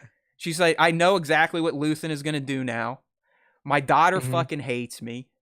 My husband thinks I'm a cheater and who God knows what he does. And just think about, I mean, think about the stress that would bring on a human to literally be planning a galactic-wide rebellion, and you're in the fucking Senate, and you're one of the most prominent senators in the galaxy. It's just, she's breaking, and that dance, that was a break, dude. I mean, she lost it. She lost it. Like that again, like speaking of like final moments of levity, final moments of revelry, like that's it. That may be the last one for Mon. I think you're right. That's the last one. Like there is no more joy for her. No, she realized like, okay, I tried to talk my daughter out of this wedding and she said, go fuck yourself. Like you said, my consort perhaps in K Tolma is now being murdered off on the side because I could not control field what his was happening. calls. Yeah, I wasn't Yeah. taking his calls to realize that Yeah. Like, our own rebellion was screwing his money over that was helping yeah. me. So like, it's everything that has happened to this point is her fault. And she's like, all right, well, it ain't gonna get easier from here, so I might as well have one last Yep. night of like some sort of remote enjoyment before my life turns into a complete hellscape. Yeah, rewatch. There's like 3 stages of her dance. It starts out where she's just like, I want to die. And then by the end, as more booze is in her, she's just more frantic, waving around, bouncing around in circles. League actually brought up a great point about everything on Chandrila, at least culturally, Nick. You notice it all revolves around the circle. They dance in circles. They got married in a circle. I don't know what the hell Yep. that means. I necessarily don't really care, but I thought it was an astute point by League, and I like giving credit where credit is due. Yeah. Be mad. Buddy will die on the right side of his. Yeah, I guess. I mean, Tay dies off screen, right? Like that's it. Tay's gone by Yeah, like because we're there's moving no a way. year. We knew that was Cinta, so even Vel got slighted at the end of episode 3. All right. So there's some top moments there. Nick, did I miss any that you wanted to discuss, or you want to get into some eggs and references here? I just loved it, like when they were trying to move the TIE Avenger, when they had all the ropes tied to it. They were like, it's gonna take them till midnight to move it 5 meters, so there's no fucking way that they're gonna get it. Like, it was just hilarious. Like, I just loved all that stuff, like that, like the comedy of errors between the two the rebel faction that eventually splits in half. Like, I just love that whole scene and It that was. all that interaction. I'm not gonna lie. In episode 1, I was annoyed with where Cassian ended up. I was like, okay, what are we doing here? Like, what is this dumb shit? Porco this, Porco that. They blow up Cassian's other ship. Their brother stole their ship. Their leader Maya left. I mean, I know we got the connection to season 1 with Maya Pei, but I was like, eh. But yeah, by episode 2, when they all start fighting each other and they're literally like, hey, you! Eat shit! They're just yelling at each other from across a distance. It's just like a bunch of dopes. And then, dude, it was to settle their debate, they play Star Wars rock, paper, scissors. It's like, what the hell? It was nuts. It was nuts. But again, like, it goes back to like, this is who you're trying to take down the Empire with. That's what you're working with, people. And Cassian, the whole time, you can tell he's just sitting there like, he just wanted to face palm nonstop. He's like, hey, you guys might want to collect this water. It's not raining all the time. Or do you have food? Do you set up a perimeter? Like, you can tell Cassian is so much more a leader and thinker now. Yeah. Now that he's, a year into his rebellion career. So you are right. I went from hating the Yavin 4 storyline to absolutely loving it. And the cherry on top, obviously, was the reveal at the end. I thought that was fantastic. Yeah. It's like, he's been on fucking Yavin 4 the whole time with these dipshits. Yeah. It's like, dude, you're going to end up fucking 200 yards down the forest walk. Like, there's the temple right there. Yeah. So it's like, I don't know if they're trying to set up the, like, Cassian accidentally discovers this location, or maybe these idiots they're still on there all these years later when the rebels show up and they're like, yeah. Oh, hey, how you doing? And they're basically Lord of the Flies Society at that point in time. So who knows? But I agree. I warmed up immensely to the bumblefucks, as we'll call them. All right, so let's run through a few of the Easter eggs and references here, and then I think we'll be about done with this deep dive of Andor S2 episodes 1 through 3, the premiere ones. Okay, so I was getting nervous in the first episode. I was like, shit, there's a lot of eggs and references here. I hope this pace doesn't keep up, and luckily it did not. Easy ones, obviously, right to start things off, we get the TIE Avenger, okay? That was first featured in the X-Wing and TIE Fighter games from yesteryear from LucasArts, okay? That was neat, but we knew it was coming. I did really appreciate, Nick, getting to see a Sienar facility. For those not in the know, Sienar Fleet Systems, that is essentially the family dynasty that has invented the TIE ships. They're the ones that produce them, and clearly they were working on a new model at one of their facilities, so that was a nice little reference in universe there. We talked about them. He sucks with bazookas just as bad as his brothers suck at blaster rifles. But we did get a range trooper on Cyanar Planet 73. Glorious death, though. You know, I mean, you can't ask for a better way to go out than just complete evaporation. He got wiped out. Yeah, I mean, honestly, that dude didn't even feel it. Like, it's so good. He just got disintegrated. Captain's like, come on. And it's like, ding. Okay, he's gone. All right. Yep. When Cassian was talking to his contact at the facility, for some reason, not all my screens made it up. But anyways, when he's talking to Nia at the facility, she tells him the password is Kafrene, which we know is a nod to the Rings of Kafrene, which is that little kind of meteor world that Cassian goes to at the beginning of Rogue One and kills his contact. All right, Bix. Poor Bix clearly has massive PTSD from her time spent with this guy we saw that haunts her dreams, Gorst. So this was the evil doctor from season 1 that nuked her mind. Yep. I really loved seeing Chandrila in live action, particular the Mothma estate. It's like, holy shit, man. I mean, they essentially own a whole mountain range. I mean, look at that. It looks like they got their own little city there. Yeah, they it's not just like, oh, we have a house, like a mountain chalet. It's like, no, we own the mountain, and then we just built our stuff into it. Landing pads for starships at their house. I love how they're like, this guy brought his double wide trailer and we can't fit it in the parking lot. Like, Uncle Jim Bob bringing the big wheels to the wedding. Oh my gosh, yeah. Oh, there's Dodie up in this piece. All right. There you go. Devin was in Japan as well. He was over there hanging out. Good stuff. All right. Hey, Dodie. And it looks like the rules are being explained to Kate. So thank you, live stream fans. we always appreciate you live streamers, you dedicated ones here every week. It's good to see Dodie back in the States. I don't know if he's back in the States yet, but he was over there filming Lord Gilroy from only 10 yards away. Check out his Instagram. All right. Okay. The next egg reference we got, and like I said, the first episode was loaded. I dug this one. Erskine. Anyone remember Erskine Samaj?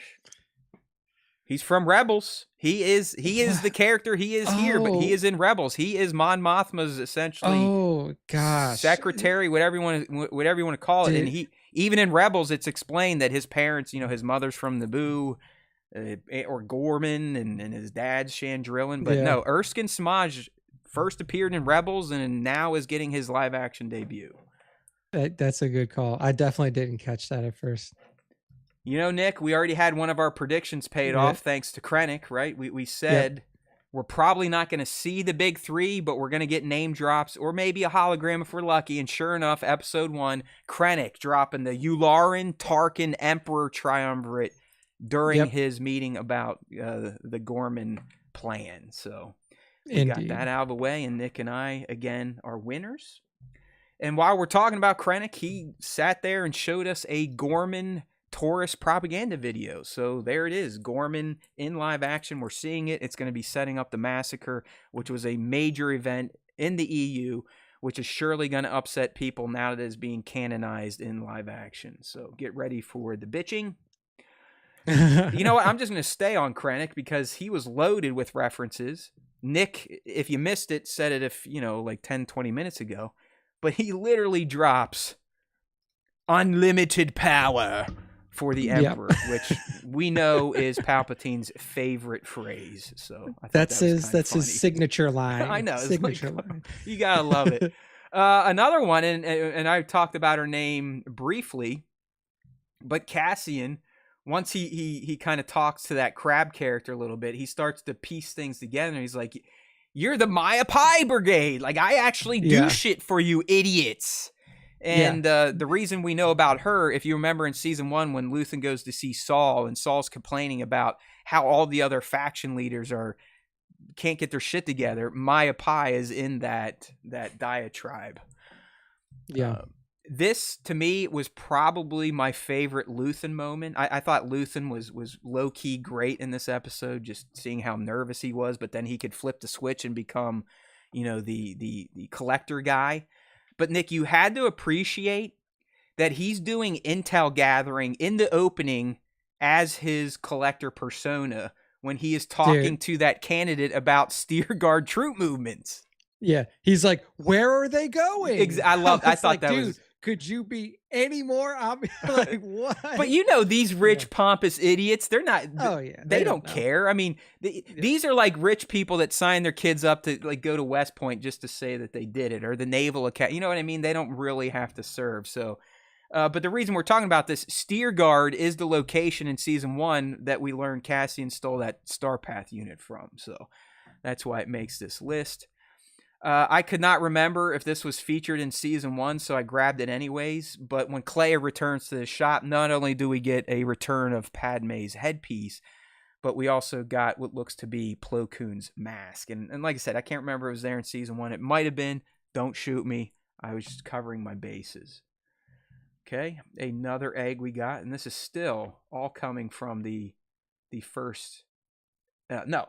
Here we go. This is a new one. And we discussed it, and it was one of the coolest reveals, I think, of this 3-episode block. And it's when Cassian finally escapes the idiocracy taking place against what I am calling the remedial rebels. He's pulling out. He pulls out from this lush forest. He starts to take off. The camera, it was a great camera pan. Pans up. What do you see? You see that big-ass red moon or planet. Yep. And then you see the Massassi temples. You're like, no shit. He is where he was meant to be just a little bit early. So I thought that was the coolest egg reference of this block. Oh, okay. When we get to episode 3, you see the little girl playing with B2, kind of cops and robbers, but Star Wars. What is she holding, Nick? She's holding a bowcaster, just like Uncle Chewie would. And in that same little party... And I just caught this morning when I was doing a screenshot, so this might be new to everyone if you have looked at other people's eggs and references. But at the table Bix was sitting at, there's a little kid with an @ST Chicken Walker marionette. Look at that! I caught that, people. I doubt many people saw that. I got it. I'm a winner. I'm awesome. Yeah, that's a good kid because it's not even fully up. Like you just really kind of see the head and then like the little underside. Yeah. Hold on, I was just looking at the chat there. It's going crazy, Nick. If I'm missing anything good, let me know. All right, so yeah, that I felt most proud of myself for finding that one. One that I kind of just, I don't know, it went one in one ear and out the other, but Bango reminded me. But we did get another Rakatan Empire mention. When Davos was talking about the story of these Chandi Morels and how 25,000 years ago that empire conquered Chandrila and took these artifacts away, and over all these millennia they've been trying to bring them back to the planet, and this is what the 9th one that they've returned, and it's a wedding gift. It's obviously they said it's worth more than the Mothma estate. Yeah, which is insane. I mean that's. I do find it interesting that they keep bringing up the Rakatans in this show because they've never been brought up anywhere else, and they're a huge part of like old Republic lore. Okay, I'm glad you picked up on that because here's something I want to throw out there just to put it out in the universe, and we'll see where it goes by the time season 2 is over. But notice who is always involved in things that elicit conversations about Rakatans. Who is it? Luthen Rael. Yeah. He's the one that literally was talking about the Rakatan Empire to Saul in season 1, and now he's the one that somehow has providing this. This artifact that no one could find. So it is starting to get a little fishy, or intriguing, or curious, if you will, that Luthen is so keyed into the Rakatans. He's able to come in possession of some of the loot that they robbed from planets around the galaxy. And it's like, why is that? Why is he so connected to this race that literally has been out of this galaxy for what, 25,000 years or so? Oh yeah. Long time. Like just such a long time ago. So it is like it's intriguing that it keeps coming up, and I don't know if it's like planting seeds or if they're just using that as like a proof point of Luthen's like, you know, his knowledge of history and artifacts, because only somebody who would be very well like studied on artifacts would really know about that culture or like bring it up much. So I always do think that that's interesting that that is in this show in particular. Yeah, I hope it goes somewhere, because that I mean that is like a deep connection. I mean that goes all the way back to KOTOR, right? Isn't that where, or did they exist in EU before they used them as like the Starforge creators in that game, Nick? I don't. I believe that they were yeah, I believe they were introduced in KOTOR. I don't think that there was any prior but they're the ones that made the Starforge, right? I mean that's the whole thing Malik and Revan were after. Okay. Yes. All right. So the last little egg reference I've been talking about was one of my favorite tracks of the episode, but the Neomos beat returned, and it was used perfectly. You got a disco droid kind of hitting that banger, and you know, Mon letting loose, getting all boozed up, dancing to it.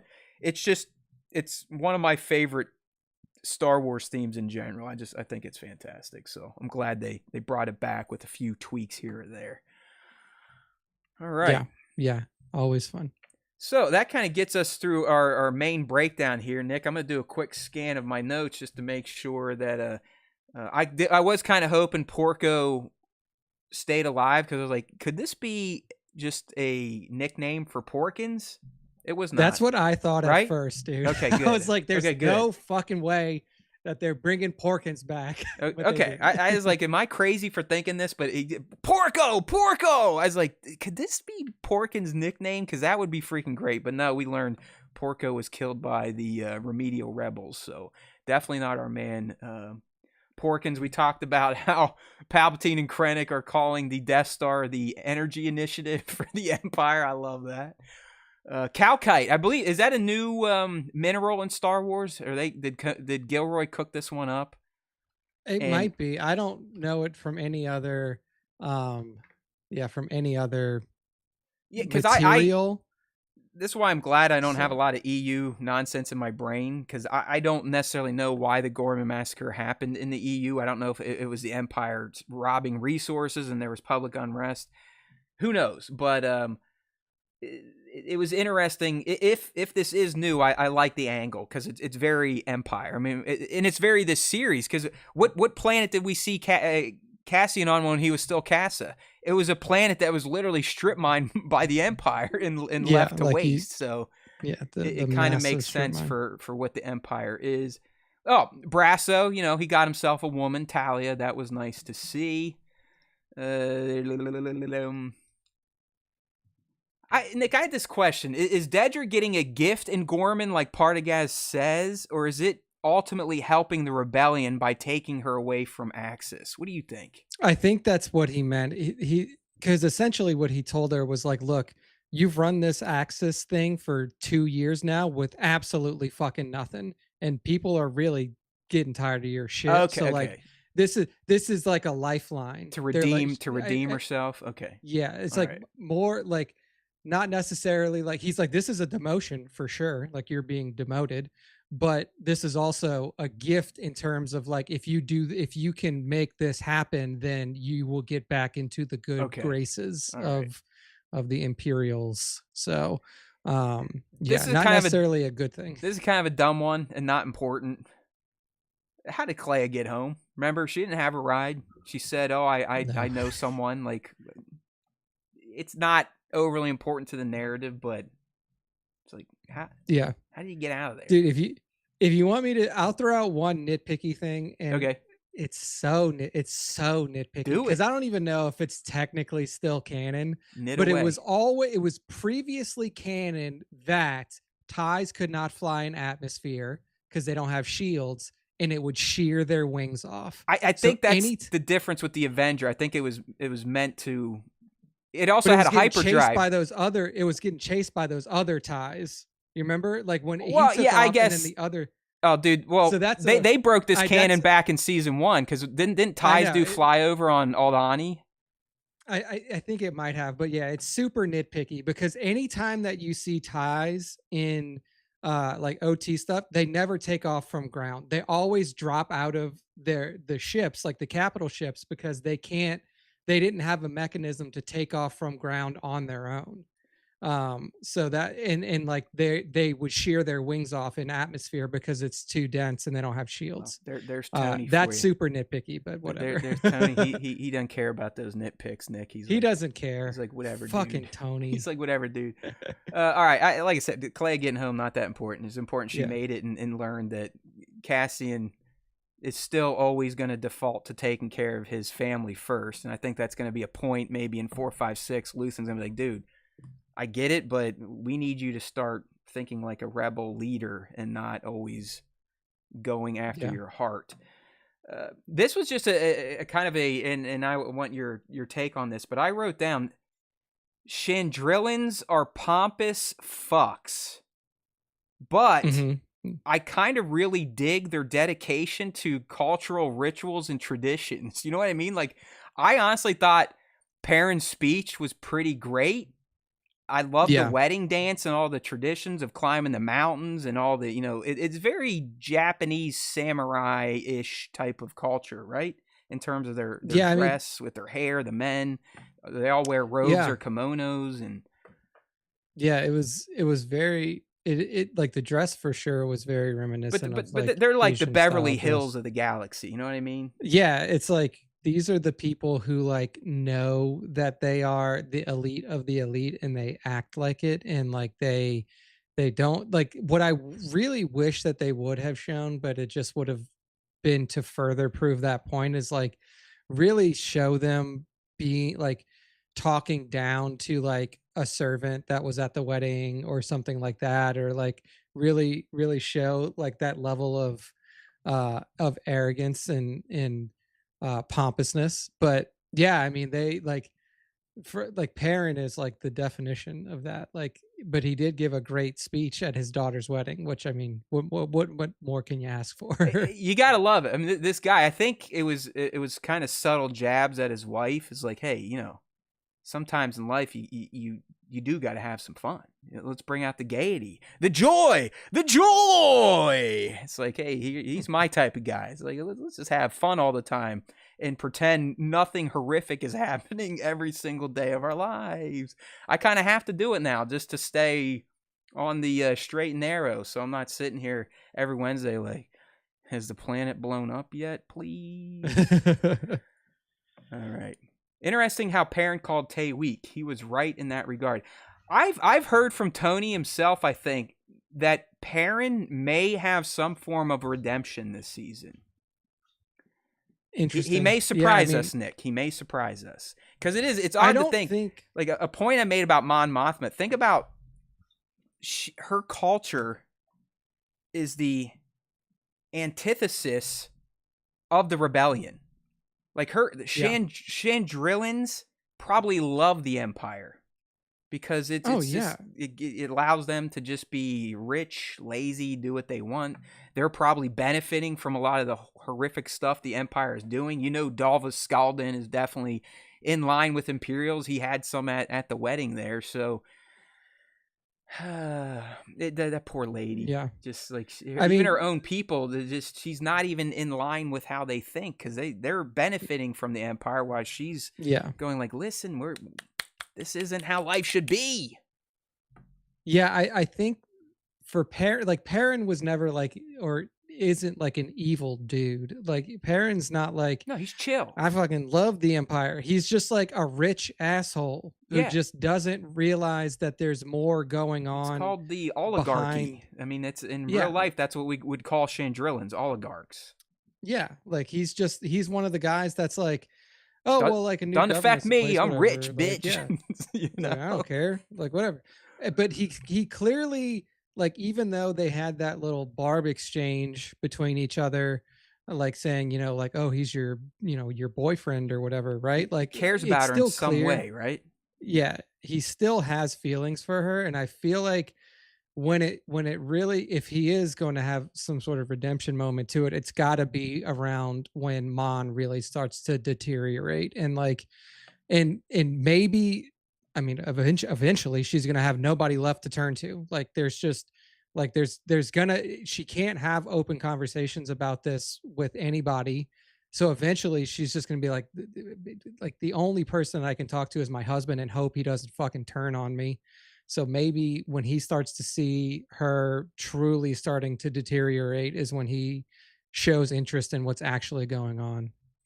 Yeah, who knows? I mean, it depends on how much he's had to drink at that point in time. So, Yeah, that's so true. we'll see. But I'm not gonna lie, I was entertained by his speech and just the Chandrillan culture in general. It's very, I mean, I guess you see some of that in like on Canto Bight or at that luxury resort in Skeleton Crew, but like a whole planet of just well-to-do Yeah, rich people. opulence. Yeah, it was interesting. Yeah. All right, Nick, I got And one last like, question. We'll wrap things up with the yep, fan let's do segment. it. Our boy, who the hope has not been killed yet, but our boy B was left on Minas Rao. Yeah. What say you about his fate? I mean, does Cassian come back to get him, or does he just appear in 456, and that's just something that happened over the year in between 4 BBY and 3 BBY?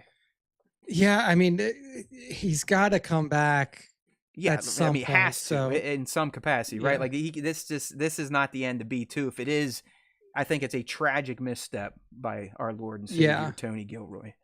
Yeah, unless there's like a backup of his system somewhere that then they upload into K2. True. That's the only other way I could see him getting around it. But yeah, I would imagine that like Cassian's not going to leave this droid, especially since this droid is so attached to him. Yeah, it's And like a real like, thing. I mean, out of any droid we've met, B2 is as close to it like an organic pet or companion as it gets. yeah, he's like a child. Like B2 is He was like sad the when way that he Brasso was leaving interacts. him. He's like, "No, don't leave me." Yeah. Yeah, the way that he interacts is definitely like the most childlike of any droid that we've seen thus All far. right. So And the vocalization. would you want it to be off screen and they're reunited, or would you like this to be some form of dedicated mission? It seems like that'd be kind of a waste of narrative, or is it? Yeah, you're really working with limited time in these 3 episode arcs, and it would be a little It would be a major plot thread. It would weird. have to be. Yeah, like for him, it's like one, he would have to go back to Minrao just for that purpose, unless there was something else to draw him back in, which at this moment there isn't. Like all you know is that there's Imperial presence there and that you are now for sure wanted. Like if you weren't already, like there are people who survived to saw your face. Like there's like you use the entire like yeah, like he's wanted. Um yeah, I don't know how they get him back, but maybe they do just do the Cassian swoop back and or I'm maybe not like gonna lie. I'd be fine if this is handled off screen, and then we get the yeah big moment you and I have been kind of wishing into the universe since season 1 of him in some capacity becoming a part of the reprogrammed K2S. So, all right, yeah my man, yeah we did it. We busted it down. So, real quick, what do you think we're gonna get in 3 BBY of Cassian Andor's life? What's coming next week? yeah. I think that we're definitely going to get the seeds of the Gorman like issues starting to Dedra rise. setting Dedra up is going to shop. be Yeah. putting her plan into play, grappling with what she's doing more than likely. I think that from here, Mon is just gonna find like she's already caught the ire of Luthen. So like now she's already not looked well upon by her family. So now she needs to really double down and re-ingratiate herself to Luthen. So I imagine that she will get herself more involved in the rebellion, Yeah. given the fact that like she's close to being like get the fuck out of here, like you've made too many mistakes and you're really risking exposing us. That's why I love So the I whole think that episode. She's like, "We'll find the number. We'll find the number." And towards the end, Luthen's like, "You know the number, and the number is yeah he's got to die." So yeah the number is this dude's. It's like, what are you going to do, pay this dude for the rest of your life? He's blackmailing you. Like it's over for you. Like once Yep. that starts it doesn't end. Yep. So like she really needs to sort her priorities out. I assume that she may leave Chandrilla by the end of episode 6, And then for Cassian's is a little bit harder to track, right? Because he's so mission based. Like Cassian is like, what's my mission? That's what I'm doing. This arc, it was I'm stealing this ship and then I'm getting it back to wherever the fuck I was supposed to bring it. And So for Nick, I think Cassian, they it's hard to maintain track. that. I do. I think they maintain that Yeah. for that character in all three blocks. He's always going to be.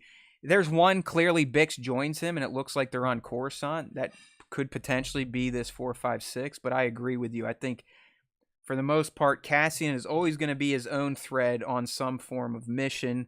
While we're always going to have like a Luthen Mothma thing to take care of, a Krennic Empire thing, a Dedra Cyril thing. I think those are going to be our main threads that get set up and paid off on a little bit in our 3-episode arcs, but also kind of over arc and build towards main payoff at the end of the season. Yeah. So interested to see where it all goes, and I do think that like this, for me the one that I'm most interested in is like the Dedra Gorman arc and seeing where that goes. And seeing how that really affects her character. So yeah, I think you're right. We know from trailers Cyril ends up on Gorman as well. I mean, he's in that scene. He's coming out when there's a ruckus happening. I think that ruckus is probably 7, 8, 9. So I'm with Nick where I think we're going to see Dedra kind of early stages of her psyop, not just propaganda, but actually having paid actors to protest. That's something we hear about all the time, you know what I mean? And we're going to see the Empire actually do it and how to do it right and get what they want out of it. And maybe this will be the Cassian Bix mission. So I'll throw that out there too, where they it looks like they're on Coruscant. They're just kind of blindly shooting people. It almost looks like the ISB building. So who knows what the hell they're doing there. And I will say B2 is back by 456. All right. Okay. Yeah. So there you go. Let's go ahead and put this episode to bed with our fan segment closing out. We do it every week. We got the question of the week and the top 5 Star Wars fan artist features. All sorts of ways to get involved. Question of the week, just like Ask Us Anything, goes out to our socials. Just be a follower, turn on those notifications, and look for the prompts. All right, so since we are in season on a new Star Wars show, it's easy for us. We're just going to ask you, hey, what did you enjoy about this? So what did the fans enjoy about the Andor premiere episodes, Nick? All right. Michael Kramer says that how realistic Star Wars is getting. Yeah, Star Wars is dipping into the real in a real way. A little bit, and some sensitive topics for sure. Yeah, good stuff from Mike. Divided Skywalker says the surprise laugh out loud moments. Also, Dedra's facial acting. Hey, there you go. How, she's on board with you. I love how that actress isn't afraid to ugly sneer. That's what I wanted to say. Thank you for being smarter than me. That's what I tried to say when I was like furrowing her lips or curling her nose. There you go. A sneer. Yes. That's right. That droid knows how to turn up. Indeed, it does.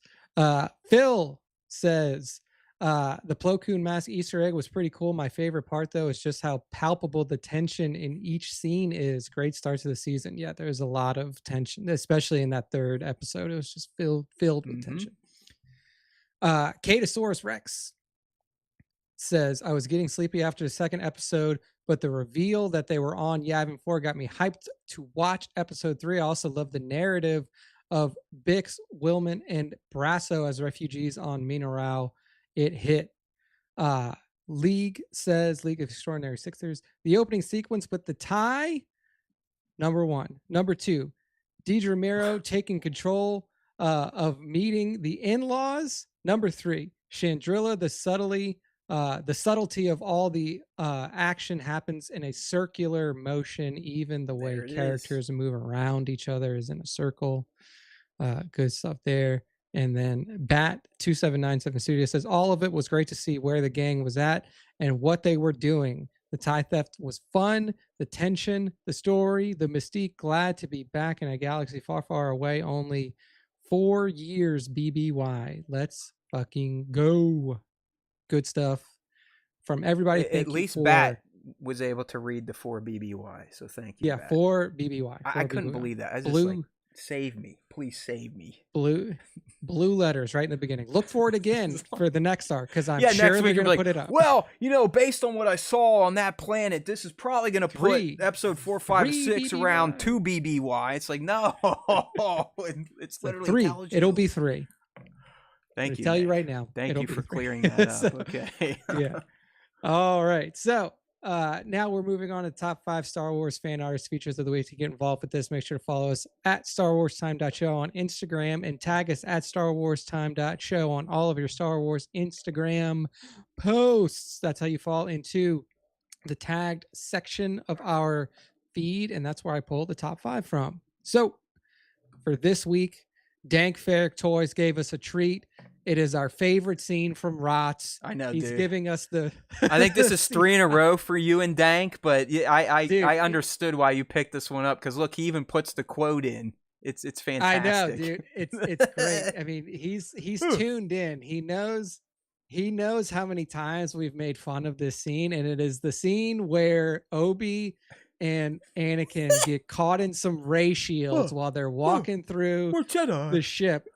Wait a minute.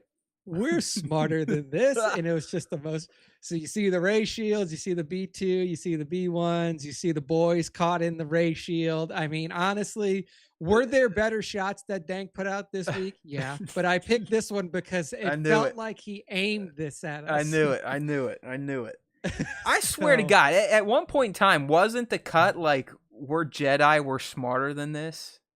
Because I thought for some reason I don't hear it anymore when I rewatch this scene. Speaking of this scene, it's back in theaters tomorrow, by the way. Right? Yes, Rots for its 20th already. Oh my God.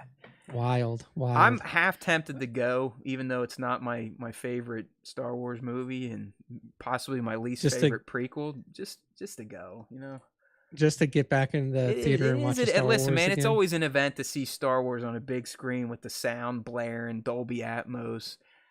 Believe it or not, the reason I know the 20 years ago is when I met my wife, and our first date was going to see Revenge of the Sith. So I almost have to do it just to be a doting husband, right? There you go. Dank giving us the real. That's him right here. Cruelest 17500. Indeed, it was aimed at you. All right, Dank. Thank you, my man, tuning in and kind of doing a setup just for our 2 dumbasses. I love it. There we go. Well, smarter than there this. We go. Thank you, Dank Ferrick. So there we go. Yes, Dank Ferrick. That toys on Instagram. Make sure to follow. Love Dank. There we go. All right. Next up, we got Darth Ponte giving us one of the most used mashups, but always works. The mashup between Xenomorphs and Darth Maul just always works in Star Wars toy photography. So we're staring down Darth Maul. Yes, he still has his double-bladed lightsaber from episode 1. And Darth Maul is staring down a Xenomorph that looks like it's about to bite his face off. And they're clearly in like a Yutani ship area because it's got the Sector 7 thing in the background. So yeah, dude, I always love the Maul alien shots here. This is a super tangent, but did you see the Predator Badlands trailer today? I did see it drop. That looks pretty cool, man. It's like basically the Predators are going to be the main character then, like almost a hero character. All right, I'm down. I mean, dude, I always enjoy dabbling in that universe. Yeah, we just talked about this last week, right? Yeah, we're like, week. I mean, the Predators, they're not all fantastic movies, but they're all fine, Yeah, all for right. sure. Good stuff. All right, that's Darth Ponte over on the IG. Next up, we have B. Dixon Photo, and he's given us a look into the future, a meeting that we will eventually get to. So we got Cassian Andor standing right next to his soon-to-be buddy K2SO. Just awesome little duo shot here of the 2 Rogue One bros. And hey, this could be a scene. This could be a future scene recreation, as far as we know. But good stuff here from B. Dixon Photo. All right. And then the last 2 thinking we're idiots. Good try, Cushmaster. I wasn't born yesterday. Dope. Oh man. We always get somebody in here. The last two we have to click them, both of them. First time we have two. Hey, Click to real quick open on the season. K2 thing, Nick. Do you think it's going to be a full 3-episode arc at this point? The way we now see how these things play out, and Cassian's on missions. It almost feels like, or will it be circumstance where he just kind of gets one and brings it back to the rebels? Yeah, that's almost how I'm feeling. Like, it almost feels right the way that I had like speculated about it in the past, where it's like he's like running out of an Imperial base. One of these Imperial security droids like makes its way onto his ship, but gets like killed, deactivated, whatever, and he's just like, I gotta take off with this thing in my ship. I can't fucking. And then he gets it back. Because if you think about it, I mean, they could kind of turn it into a full 3-episode arc. I just don't know how exciting it would be. Like, okay, we get him, we bring him back, we reprogram, and then we go out and use him to our advantage. That's kind of how I would see the 3 episodes playing out. All right. Yeah, okay. Who we got next, Nick? That's right. I got him pulled up right here for you. It looks like it's Mr. Gree01. That's right, Gree01 giving us a look at Boba Fett in a showdown with another Mandalorian. I mean, one, I think that the posing and the angle of this shot is nuts. It's super awesome. You're seeing the back of Boba. He got his cape whipping there off to the side, and then that beautiful kind of orange. I almost expecting to see Cad Bane on the end of this, but it's a Mando. Is that Mando female or just a Mando? I can't tell. It's hard to tell, but yeah, I mean, another Mando out there. I see some lumps on that chest, man. I'm not gonna lie. I know it's a little blurry. Could be a lady Mando that's showing down versus Boba Fett and seeing who comes out alive. If you look at the comments on this shot, these are people that used to watch our show but no longer do because they hate us. You got 1-6 shooter at the top, old architect guys. Those are two guys that literally left because they didn't like the way I was talking. Love it. Well, I know that one of them left because we just didn't hate the Acolyte. So correct. I don't know. And then he was like calling us stupid, and I called him out, and then that was it. He was done with us. But old architect, I always feel bad for old architect because he caught the brunt of my Bozo Fett tirade from many years ago that we won't talk about. But anyways, 301 here. Fantastic shot. Like Nick said, love the perspective. Give them a follow on Instagram. Indeed. All right. And then the final one of the top 5 this week, we got Paul Brown 12. And Paul Brown 12 has an awesome looking shot here of Jedi Luke Skywalker in all blacks with his green boy lightsaber taking on Darth Clanker. Darth Clanker, a B1 force sensitive Sith Lord Darth Clanker. I mean, honestly, dude, just the posing is nuts. The lighting is nuts. The dio is everything about this. He's giving credit to Jason B. Michael. He's like, this is inspired by JBM, who I know I've said this before, but it's been a long time. Jason B. Michael, if you know him in the toy community, he actually came to me first to ask for tips on how to shoot toys. And now look what he produces, and I produce nothing. So kudos to him. And then if you actually scroll to the last two on this little carousel here, those are both awesome shots too. One is Clanker choking out a B1. That is great. Yeah, I mean, absolutely. Darth Clanker's a fucking killer little Kid Bash custom. I kind of like that concept. Yeah, dude, awesome stuff. I mean, Paul Brown making it happen. So. Very nice, very nice. Good stuff here. Paul Brown 12 on Instagram. And hey, that's the end of the top 5, and that's the end of our show for this week. So Matt, go ahead and close us. Good thing, because the regular live stream feed just crashed for the 3rd time. So I'm tired of reopening it. So it's a good time to put the show to bed, don't you think?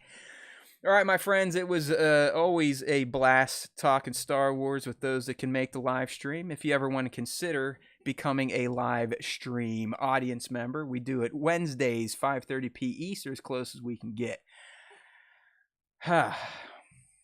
3 more. It's funny. It's usually when we start a Star Wars series, we're ready for like almost 2 months, almost maybe 3 months worth of talking about new Star Wars. That is not the case here. That is not the case here. We'll be done talking about Andor here in just 3 more weeks. But we hope you come back for the live stream. Don't forget, I do long-form breakdowns on the channel, youtube.com/Star Wars Time Show, or head on over to starwarstime.net in between now and next week to see what we're posting up there. It's not going to be much, but you'll get the audio-only version of this podcast. You'll get my long-form breakdown, both written or video, with stills for the episodes. And, of course, Nick's top 5 posts every week. So don't forget, starwarstime.net in between now and the latest live SWTS. Yeah, and like Divided saying, we have merch that we don't own ourselves, but Divided does own a shirt. I think that is a collector's item, Divided, because no one else on this planet, I think, has one. So kudos to you. Duel of the Kates. It was great having you around. Love that you stuck through the whole damn slog. So hopefully you'll be back next week. We appreciate you. This is a mostly safe space unless you are a knucklehead. And then we typically like to call people out for that. All right, people, you know what to do at this point in time. You just got to keep it in your heart, your mind, your soul. There's always time for Star Wars time. And if you listen to our silly little show, that thing they call the Force will be with you always.